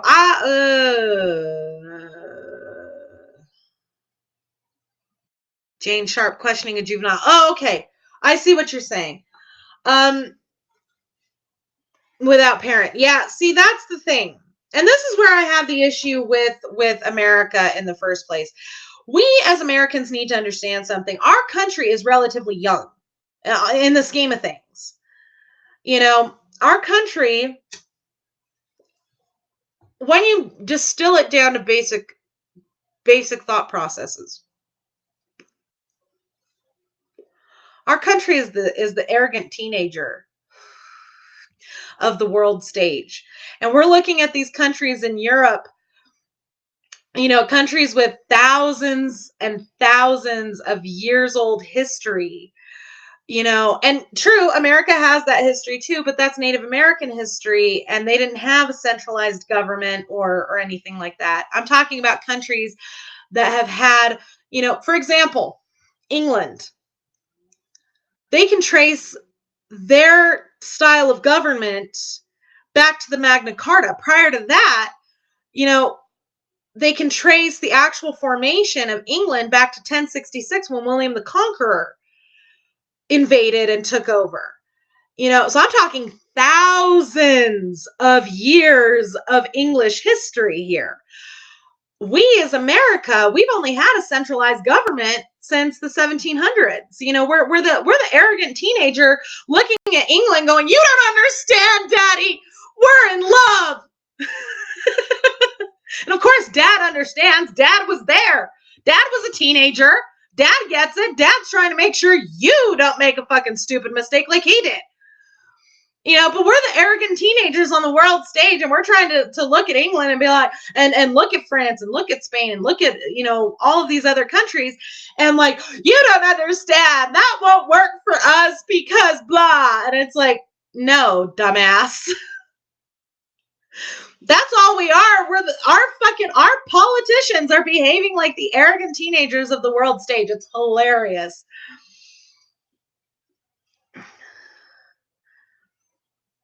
Oh, Susan, I'm so glad to hear that. I'm so glad to hear that David is aware that this is going on, that he's excited that everybody is here.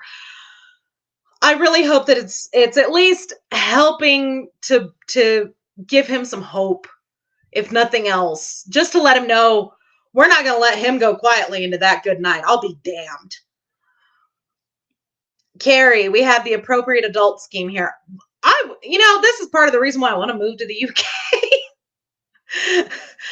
Ian, a lot of history is altered for people's benefits. That's very true. But what I'm saying is, Europe has already gone through its growing pains. They've figured out things that have, obviously there's, room for adjustment and shit like that, but they're not having to go through the major growing pains that America is still growing through because we're just too young.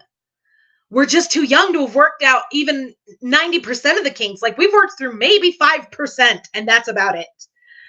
And we're acting like we've got all the answers. We don't even know the fucking questions. Tanya, Casey, if you need any translation, English, Spanish, and vice versa services for anything, I volunteer for criminal cases. I'm a certified translator. Fucking awesome. Awesome. I may ask for that on some of my videos just so that we can spread them to a wider audience. Karen, has David received any postcards yet? Susan replies, not to my knowledge. Sue, if you wouldn't mind throwing up David's mailing address, guys. Look, I'm a military wife, and I'm a veteran's wife, and I'm a veteran's child. I'm a military family member. I know that the military, the guys in the military, they live for mail call, and I can only imagine that it's just as much, if not more so, for prisoners, especially wrongfully convicted prisoners. They live for mail call. It means to them not only that someone gives a shit, but it's something to do with their time. It helps to keep their hope alive, to help them interact with the outside world in ways that the military can, but they can't. So if you would please send him a letter. Don't talk about the case. Don't talk about the case. Just talk to him. Send him a letter. David's actually a fantastic pen pal. I've received a few letters from him, and he's so funny and so generous and so loving and so kind and sweet and just a great person all around. I love getting letters from him. You will not be disappointed when you write to David. He's hilarious. He's sweet. He's funny. He gives a shit. He genuinely cares about people, which is a quality that not a lot of people possess these days. He genuinely cares about people, which is just fantastic.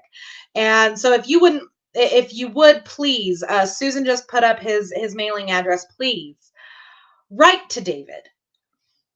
Write to him and show him that people care. That's all I ask. That's all I ask.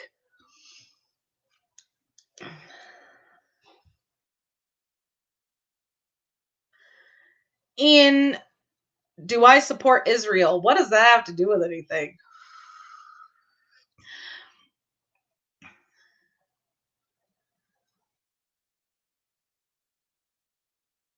Karen. Oh, thank you, Karen, for sending postcards to David. I wanted people to send postcards to David because, he can't really see the world like he deserves to right now. And I want him to have like an actual visual record of where his supporters are from so that he knows how far and wide his name has spread. I realize I am not arrogant enough to think that I've spread his name around the world, although we do have a viewer from South Africa. We've got a viewer from Sweden, from France, from Belgium, from the UK, nothing from Russia yet. But I want him to see that his name has spread beyond US borders, beyond Ohio. I want him to see that there are people out there spreading his name, spreading his case, spreading his message, spreading the information about him, that he has support from around the world, because knowing that people outside of your own little bubble know about you and care about what happened to you can do wonders for boosting your spirits, and at least will help you hold on until this shit can get fixed.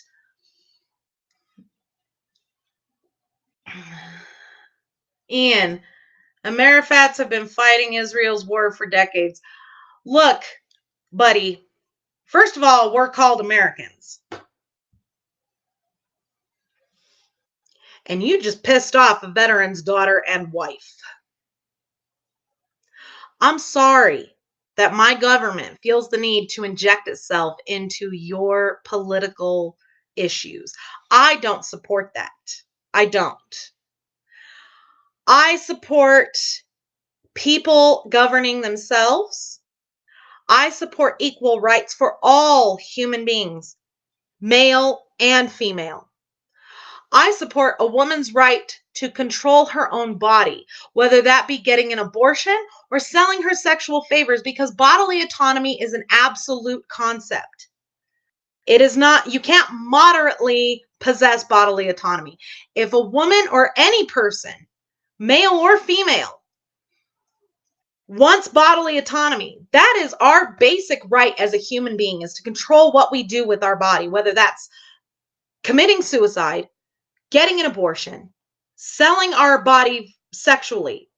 It's our right because it's our body.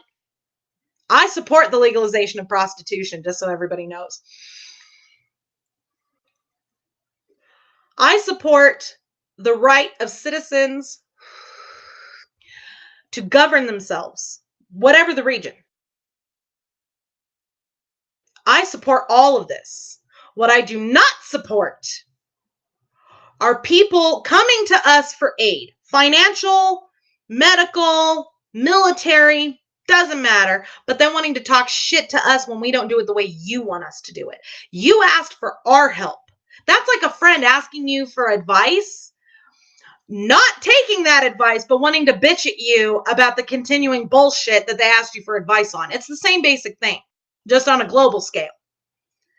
And talking shit about the country that you asked for aid, whether that be in this decade or 3 decades ago, doesn't matter. You still asked us for help. You asked our government for help, and then you want to fucking hold us citizens? Like, what the fuck did you think was going to happen? Are you kidding me? You're going to come on here and talk shit about my government, my military to me? Fuck you. Hey, it's the awesome lady. Thank you. You're my favorite. I love you. I don't know how much is here. This is what I have in cash. You don't. Woman. I'm tired. Don't argue. I love you.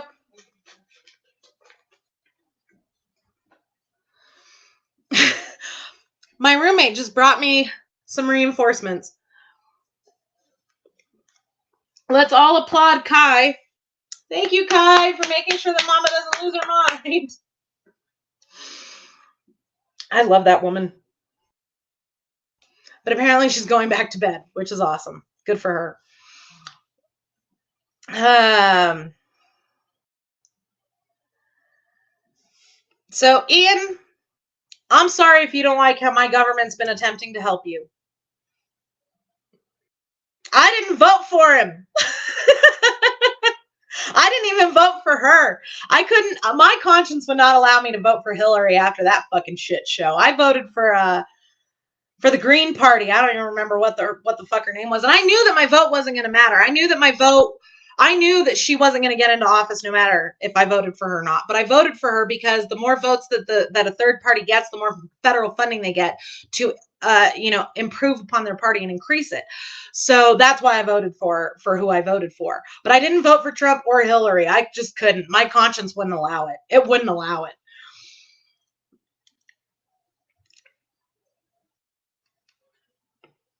Tyrena, what is the next legal step for David? I wish I could tell you, to be quite honest. I know that he's exhausted all of his state level appeals. At this point, the only thing that we can do is move into the federal. But the first step is getting him legal representation, and that's exactly why we're here today. Is we need to spread David Thorne. He has legal representation right now, but they've done nothing with it in 3 years. They won't talk to David. They won't answer Sue's calls. They won't even return her calls. They have told her nothing. Nothing. So he needs actual legal representation that's going to fucking do something with it. So we're trying to assist in getting David legal representation that'll actually be effective.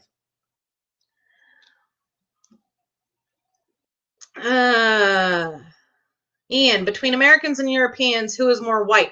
What does that have to do with anything, dude? Who gives a shit? Who cares? What the fuck is the thing with the racial shit? It's a color of skin. That's it. That's it. Who cares about the color of somebody's skin? It's just skin. It's just the way that our fucking skin processes shit that makes us this color. There's a scientific explanation behind it. Ask somebody who knows. I don't know. But who cares? Is your blood red?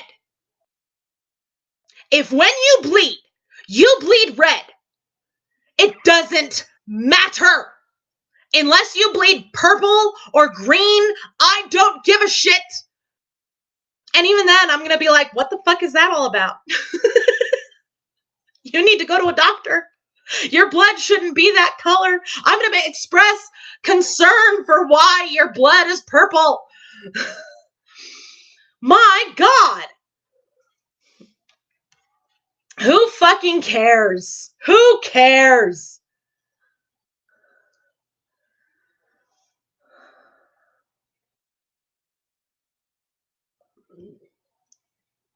Tyrena, I've tweeted KZ, no response. Of course not, because David's not famous. David's not famous. Yeah, I can remove his dumb ass.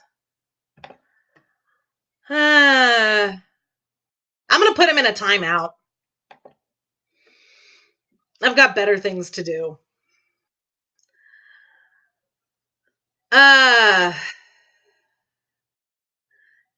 Kelly, girl, I held my nose and voted for Hillary. This nut job we have now is going to fleece and destroy.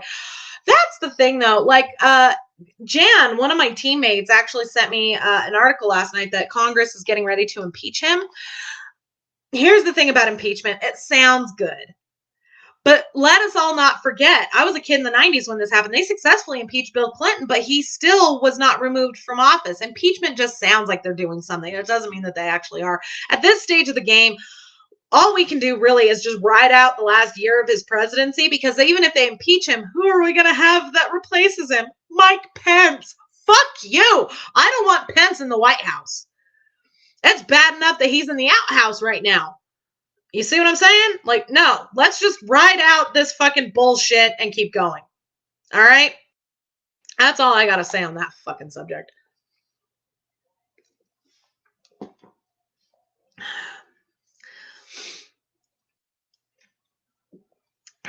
Racism is a mental illness. For real.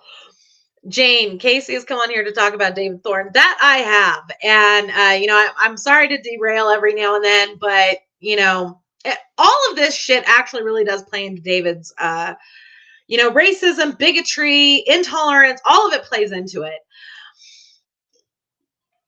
Karen, my dog is starting to freak out as the sound of your voice is going up. Just ignore him. I'm sorry about your poopy. My dogs are, yeah, I'm just going to shut up. Tyrena, Clinton. Yeah, Clinton was successfully impeached, but he wasn't removed from office. Tanya, between the president and Mexico's president, I'm scared for North America. Jan, I heard my name. Kelly, I say 25th Amendment. He's in friggin' mental decline. Aren't most of them. Mouse, I shared stuff about his case on my Facebook and Twitter. I'm not too far from where all this went down. I live like 10 minutes away from the bridge into Ohio. I like making locals aware of the case. Thank you, Mouse. I really appreciate that. Carrie, we got his twin and I'm still here. Kelly, I remember Nixon, but Nixon impeachment proceedings had started with Nixon. He resigned. There's a difference. He chose to resign from office. No U.S. president has successfully been removed from office through the impeachment proceedings, historically. Then again, as Jan pointed out to me last night, there's a first time for everything. That did not go the way I wanted it to. Jesus. I am now covered in mocha frappe. Oh, God damn it.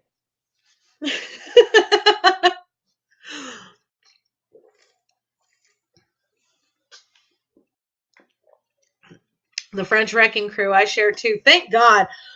I really hope that it has demonstrated to Sue how not alone her and David are in this fight. I would really love it if some other YouTubers like Ericos and Allie would take up this case and would talk, would do at least one live about it, just to, spread the information, spread the awareness. because he really does need all the help he can get. Kelly, I fear his statute of limitations will run out and he won't leave the White House. But if we vote him out, and that's going to be the trick. I remember in this last election how, there were 5,000 write-in votes for Harambe, a dead fucking gorilla, for God's sake. People are taking this as a joke. If there is a silver lining to be found from this presidency, I think the silver lining would be A, voter apathy. It really demonstrated to the American public how serious this shit is. 2, it really demonstrated to the American public how racism and intolerance has not gone away. Something that people of color have been trying to tell us for years, but we didn't want to listen. And now we see it on a fucking daily. And number 3, what happens when you let the inmates take over the asylum, which is essentially what's happened here. I really hope that is the silver lining out of this fucking debacle. Making French Wrecking Crew. Casey, you can call me Jerome. Okay, thanks, Jerome. Karen, who is Laura on YouTube? Is that Rubber Ducky? No, that's not Rubber Ducky. Although I have heard of Rubber Ducky, I haven't actually watched any of their stuff. I generally tend to not watch other YouTubers. I just, I don't have the time. And I like to keep myself, objective on a lot of levels. No, Laura Keck is who I'm talking about when I say Laura.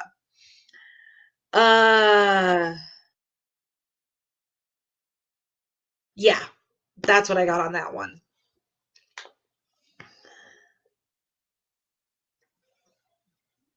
And like I've said, I really don't care who takes up the cause so long as somebody takes it up.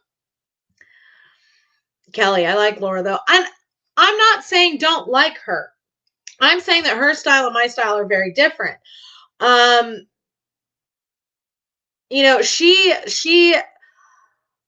She's very good at stirring the pot, which has its place and has its purpose. She's very good at this. And, like I said, her style and my style are just very, very different. And I really don't care. But, people over the years have tried to stir up rivalry between the two of us, and it worked there for a minute. But then, we buried the hatchet and fuck it. But, as long as the information gets out there, that's really all I care about.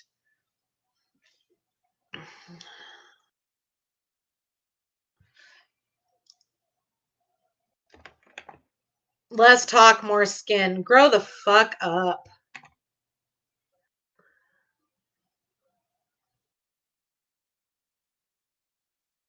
You don't come on my channel talking like that. You just don't. Boy, I'm probably old enough to be your mother. Grow the fuck up. Women are not here to serve you, to make you happy, you little incel motherfucker. Ugh. And you know what's so funny about this whole incel thing? To go off topic. Most of them would probably get girlfriends if A, they lowered their fucking standards like they want women to lower ours, and B, if they would fix their shit personalities and get rid of that misplaced sense of entitlement. You're not entitled to pussy. You're just not.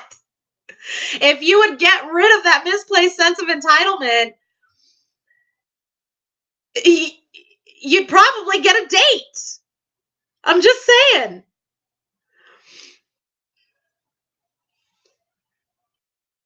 Kelly, yeah, that's pretty much it. My style is more toward the legal side of things. Although I will admit, and I've said this several times, a lot of people like to tell me, you're not a lawyer. And I'm like, I never said I was. I'm in school to be one, but I never said I was a lawyer. Ever. Ever. You will never hear me say that until I have that license in my hands. Till I pass the bar. But what I am is a student of law. And I will always cite my sources. I will always give you guys the best possible resources, information, and I will give you the links to find it. I will tell you where I found the information, because I want you to be able to see it for yourself. It's not even about proving that I'm right. It's about, hey, maybe you guys will spot something I didn't see, because it's happened. It happens all the time. A lot of people love to act like I'm this omnipotent being, or like I put myself out as this omnipotent being, and I'm not. And I've said as much many times. I am just a mom. I'm a law student. That's what I am. And I would not be able to do any of what I do without my amazing research team. There's two of them in here with us right now, Carrie and Jan. They're two members of my team. They're amazing women. If it wasn't for them, I probably would have given up on all of this a long time ago. But when I'm like starting to really get down on myself and shit, they're there cheering me on, and, it's absolutely the only way that I'm able to do what I do. And when I do get told, by another person, like, hey, Casey, I was looking at this and I spotted this, and I make a video about it, I give you the shout out. I say, oh, this person wrote to me and they pointed this out, and that's a really good point. And, here's what I've gleaned from that. So I'm not like a whole lot of other YouTubers in that regard, is I try to find accurate information to give you, and then try to support that with either case law or legal principle, or procedural principle or something. Not, again, doesn't make me any better or any worse than anybody else. It's just how I do things.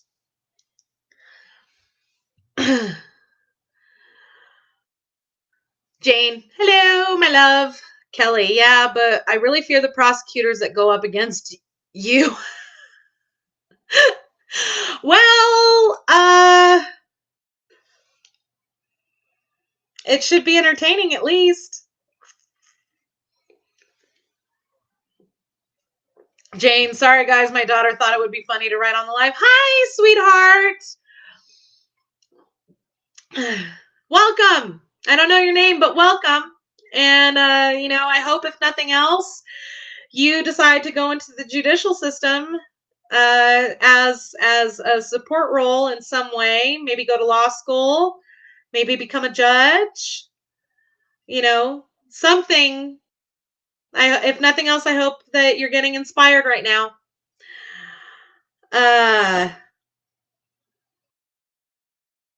Kelly, please let me know when that happens. So many people are so desperate to see me actually in action in court. I think y'all are going to hang around on my channel for many years just to see that. Jerome, Casey, you can tell to David, we will try our best to help him. Thank you so much, Jerome. It really does mean a lot. And I know that it means a lot to David and to Sue as well. So Sue, you can, when you speak to David today, you can tell him that even people in France and Belgium are aware of his case, and that, they're going to be helping to spread his name and his case through Europe, which is amazing. Jane, I'd love to see you go up against Wilbur. The funniest part about that, Jane, is that I was contacted by the convicting murderer crew to possibly have a sit down with Wilbur. And I'm pretty sure that they told him about me. I'm pretty sure that they, had to give him a heads up as to who would be from the opposing side, and I was never contacted again. I'm pretty sure that when he heard it was me, he refused to do it because he knows he can't go against me. And if he's going to tell anybody, I could go up against her any day of the week, I invite you to, Wilbur. I would love to sit down with you on camera. You just let me know when and where, baby cakes, and I'll make it happen.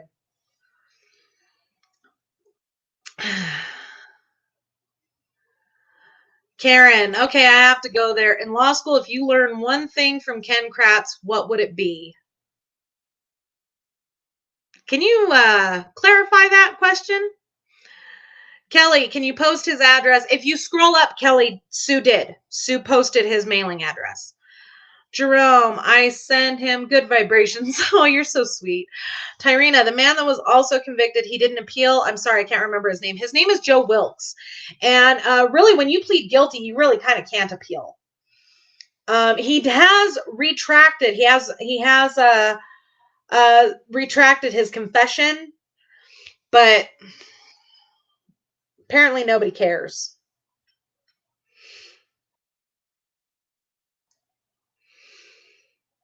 Jane, I know I saw you on Allie's live on Mammothon. That was so funny. It cracked me up.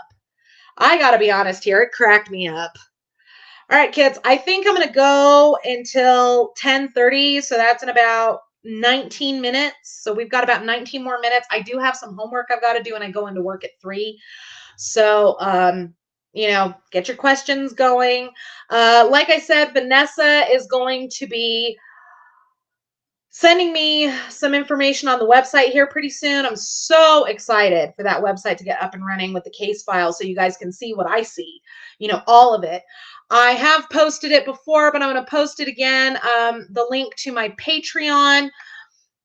And no, this is not a shameless plug for donations, although if you would like to, that would be awesome. What this is where I know I've been able to post some of the pieces of the case file. The latest post has to do with the transcript of the interview with the psychic. But also, if you scroll further down in the posts, you'll see the autopsy report, and you'll see other pieces of the case file in my Patreon account. So there's my Patreon link. I just posted it in the chat so you guys can take a look at that. There's also pieces of the case file on my Facebook fan page, as well as on my Twitter account. I've posted a lot of pieces of the case file on my Twitter account. So you guys can go into the pictures on my Twitter account and you'll see those. So that'll have to hold you over until the website gets up and running, which I'm so excited for that to be happening. It should be happening here pretty soon.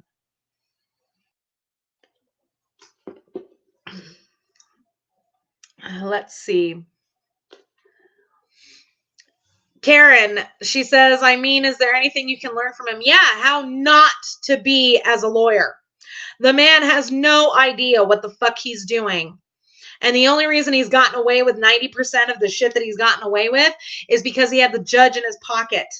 None of his legal theories are sound. None of his case precedents is sound. The only reason why it was even allowed in court is because fucking whatever the hell his damn name is, the judge allowed it. If he had been in any other fucking court in the country, he'd have been shot down with a quickness.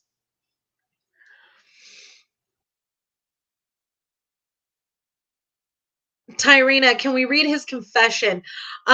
Once the website is up and running, you guys are going to have the access to all of that stuff. Hazel, good for you, Jerome French. Maybe your crew could help do a rally. That would be incredible. I would love a rally in France for David. That would be fucking amazing. Kelly, I think we're going to see a shift with what we know about false confessions. I sincerely hope so. And if, we could go all day, and maybe we'll do that next time about, false confessions and how they happen. Mouse, there's just some YouTubers that won't cover cases that aren't well known or at least heard of. I've tried to get a 20-year missing case covered from a few true crimers and nothing. Mouse, you can always come to me, babe. I'll do my best. I'll at least do 1 or 2 videos on it, if nothing else. I'm sorry that I can't push as hard as I did with the Avery case. But, back then I wasn't going to school. I wasn't working a full-time job. Now I am. Carrie, I may do a YouTube live on this. It will be my first on YouTube. That would be fantastic, Carrie. I would totally back your ass up on that. Yeah, I know. I've watched some of your lives. They're fantastic. And plus, I love your accent. I could listen to that shit all day. I wonder how foreigners find my accent. It's actually kind of funny. I've been told that I have a very non-regional sort of accent because, in New Mexico, it's actually kind of a joke. We say that in New Mexico, New Mexicans can hold entire conversations with just vowels. E-I-O-U-A. And we say that a lot. We actually say E a lot, like E. And all, we replace the word like with all. Oh, you think you're all bad. And we have this very sort of cholo accent, and you'll actually, if you were to ever see me around some of my family members, you'll actually notice that I'll like drift in and out of that sort of thing. One of my cousins, actually, I'm horrible. When I'm around her, I start talking like a chola, and it's hilarious. So I'm not entirely sure where I got my non-regional sort of diction from. It's interesting. But I have noticed that when I'm around people that have accents, I sort of subconsciously start picking that up and I start talking like them. It's really weird. Hazel Craig. I'm shocked that they got a confession out of Wilkes in 5 minutes. One, is this true? Two, how the fuck did they do that so quick? Doesn't seem possible. That's very simple, Hazel. This was when they got the confession out of him. It was the second time they had spoken with him. So we don't know. There's no record of the first interview, no transcript, no tape, nothing. So we don't know what was said in the first one. Not only that, but he had a habit of blaming other people for his shit. Carrie, mine are not scripted. Neither are mine. Hello.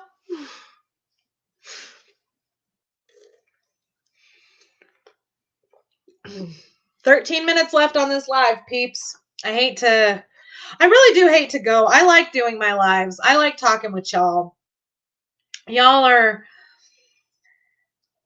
You certainly help to inspire me to keep pushing David's case. And I hope that you inspire David and Sue to have hope, to at least see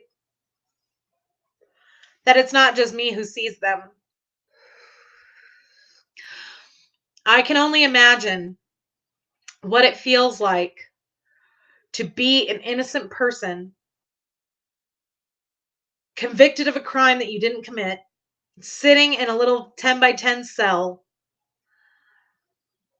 screaming your innocence, but nobody's listening. How horrifying is that? That is how David and Sue have felt for the last 20 years. And, for about 3 of those, I've been there trying to shore up Sue, trying my best to make videos and push David's name in front of you all. And only recently has it really borne any visible fruit. And that's incredible. And I thank you all so much for even being here, for being willing to talk about the case, for being willing to push it in front of other people. I really appreciate it. Not because of me, because of them. I can only hope that this has had any sort of a positive effect on David's state of mind, on his hope, on his overall outlook on anything. I can only hope that this has helped him in any way. And I know for a fact that it has helped Sue.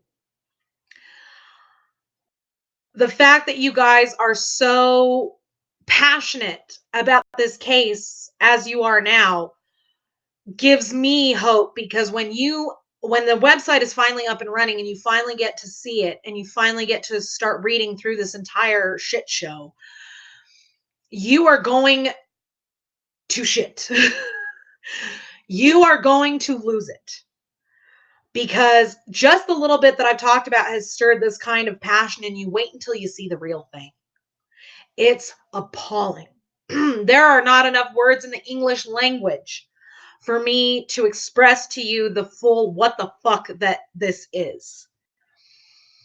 And I'm so excited that Vanessa has taken over that project.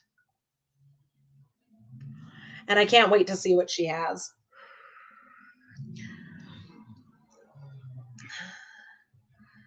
Jerome, Casey, Paul Capaldi is agreed to talk with you about the David Thorne case to make a good video. That would be great. Just tell him to get a hold of me.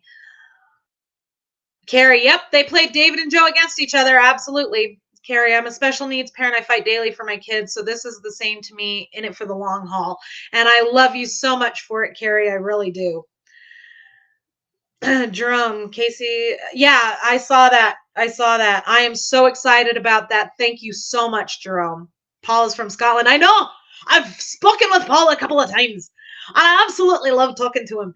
His accent is just, it's fucking great. I would love to move to Scotland. I want to buy a vacation home there at least because my roots are very Scottish.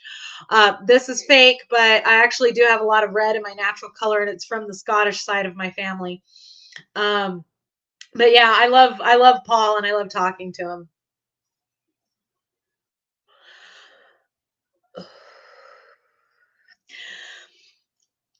I know it's kind of funny how I can switch in and out of accents like that. I don't know how I do it. Apparently, this is not something that everybody can do. The funniest is watching my roommate merge in and out of accents because my roommate is a 6'2" Native American boy, and to hear the Scottish accent coming out of this man is hilarious, and he does it really well. And that's the scary part. Is he does it really, really well. Yes, Karen, I do. Um, it's been an interesting journey going from being a just a mom and an author to all of this, and we're within a hair's breadth of my being an attorney, in the scheme of things, because this coming week is finals week for this term, hence why we're doing the live today. And after that, I have 3 more terms, and I will have graduated with my undergraduate degree in crime and criminal, or criminal justice with an emphasis on crime and criminal behavior, which essentially boils down to criminal psychology. And then after that, it's 3 years of law school, and you guys have, I cannot even believe y'all have stuck with me through almost 4 years of undergraduate, and I'm absolutely stunned and humbled. And you guys have stuck with me through the Avery case, through the David Thorne case, through the Nathan Riom case, through the Scott Davis case. Um, just I'm amazed, and the fact that y'all are coming with me on the David Thorne case is just, it's incredible, and it's humbling, and it's amazing, and I can only hope that it's made an impact on Sue and David. I'm so excited for them. I'm so happy for them that finally people are listening. Only took 20 years to get here. And that's the thing, is we need to push these cases, because there's no reason why somebody should have to sit in prison for 20 years before somebody listens. That's bullshit. I mean, think about it, ladies. We get pissed off when our husband doesn't listen to us within the first 5 seconds. Can you imagine that on a 20-year scale? Oh my God. It's insanity. Jerome, I love him too. Hazel, best of luck with it. Casey, Sue, we appreciate it so much. And Sue, I know that I dropped off. I know that my personal life has gotten in the way of me pushing this as hard as I want to. Um, and I thank you and David so much for being so patient with me. And even at my worst, though, I've always still pushed David. Even if I drop off and I don't make a whole lot of tweets and a whole lot of videos, there's a lot of behind the scenes work that nobody really sees. A lot of researching and figuring stuff out, and trying to put the pieces together, and trying to research the case law to see what I can make stick. Because I have to approach this as an attorney. I have to approach it from that mindset, because it does no good for me to make a video that's not legally sound. Otherwise I'm just yelling into the ether. You know what I mean? So there's a lot of behind the scenes work that a whole lot of people don't see. A lot of people seem to think that I should still be throwing up 5-6 videos a day like I used to back in the early days. And you don't understand. A lot of research goes into this, a lot of work and research. And I simply just don't have the time to do that level of research anymore. I've got a lot of homework. My kids have a lot of homework. I've got a lot of stuff that I got to get done on top of a full-time job. And it really sucks, because I do want to be pushing this as hard as I push the Avery case. But in order for me to help others, and especially David, I need that law license. And in order to get that law license, I have to do the homework. There is a law in the state of New Mexico where I could just take the bar, but let's face facts. Would you trust a fucking lawyer that didn't go to law school? I mean, come on. I'm just saying. If I'm going to do this, I'm going to do it right, because my clients, my future clients, depend on that. And I'm sincerely hoping that an actual attorney who's going to fucking make a difference picks up David's case before I graduate, because he deserves justice now. Yvonne deserves justice now. They deserved it 20 years ago, but we can't do anything about that. What we can do is do it now.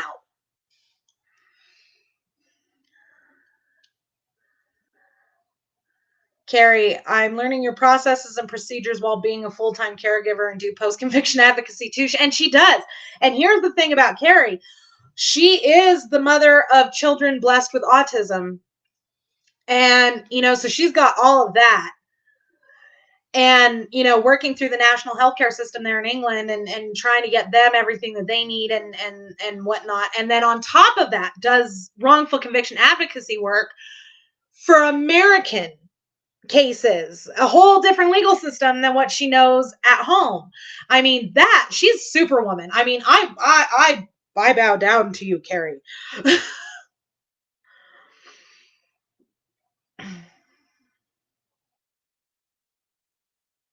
Rebecca, it's a shame the Ohio Innocence Project isn't taking the case for David. Not only are they not taking it, they're assholes about it.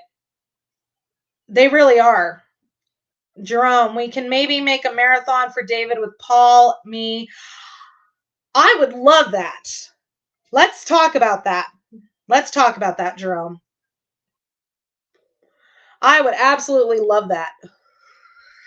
I'll stay on for, however long it takes. Just, get me the dates and I'll arrange with my boss to have the weekend off. I'll do whatever the hell it takes. David needs help now. One of my hatchlings suggested doing a rally. I would love if we could do a rally in Ohio for David. I will move mountains to fly out to Ohio for that. I would love it. Spread David's case. Spread the Ohio Innocence Project's shame far and wide. Because the more press we give to David, the better. Contact your local news outlets. Contact your national news outlets. Contact attorneys. I don't give a fuck what state. They'll tell you, I'm an attorney from New York. I can't do Ohio law. That's bullshit. It's a small matter of filing a motion with the court. That's all it is. Stop letting them give you excuses. Because that's all it is.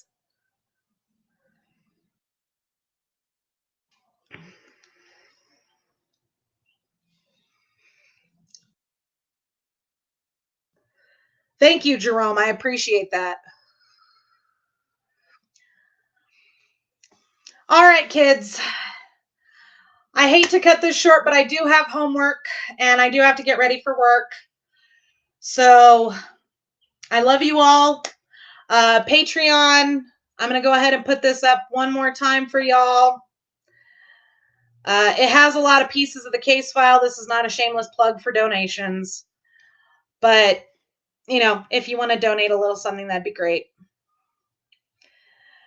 But this has pieces of the case file until we get the website up and running. When I have a more definitive date on that, I'll let you guys know. I love you all. Thank you all for being here. Sue, David, mwah, we all love you so much. You are no longer alone.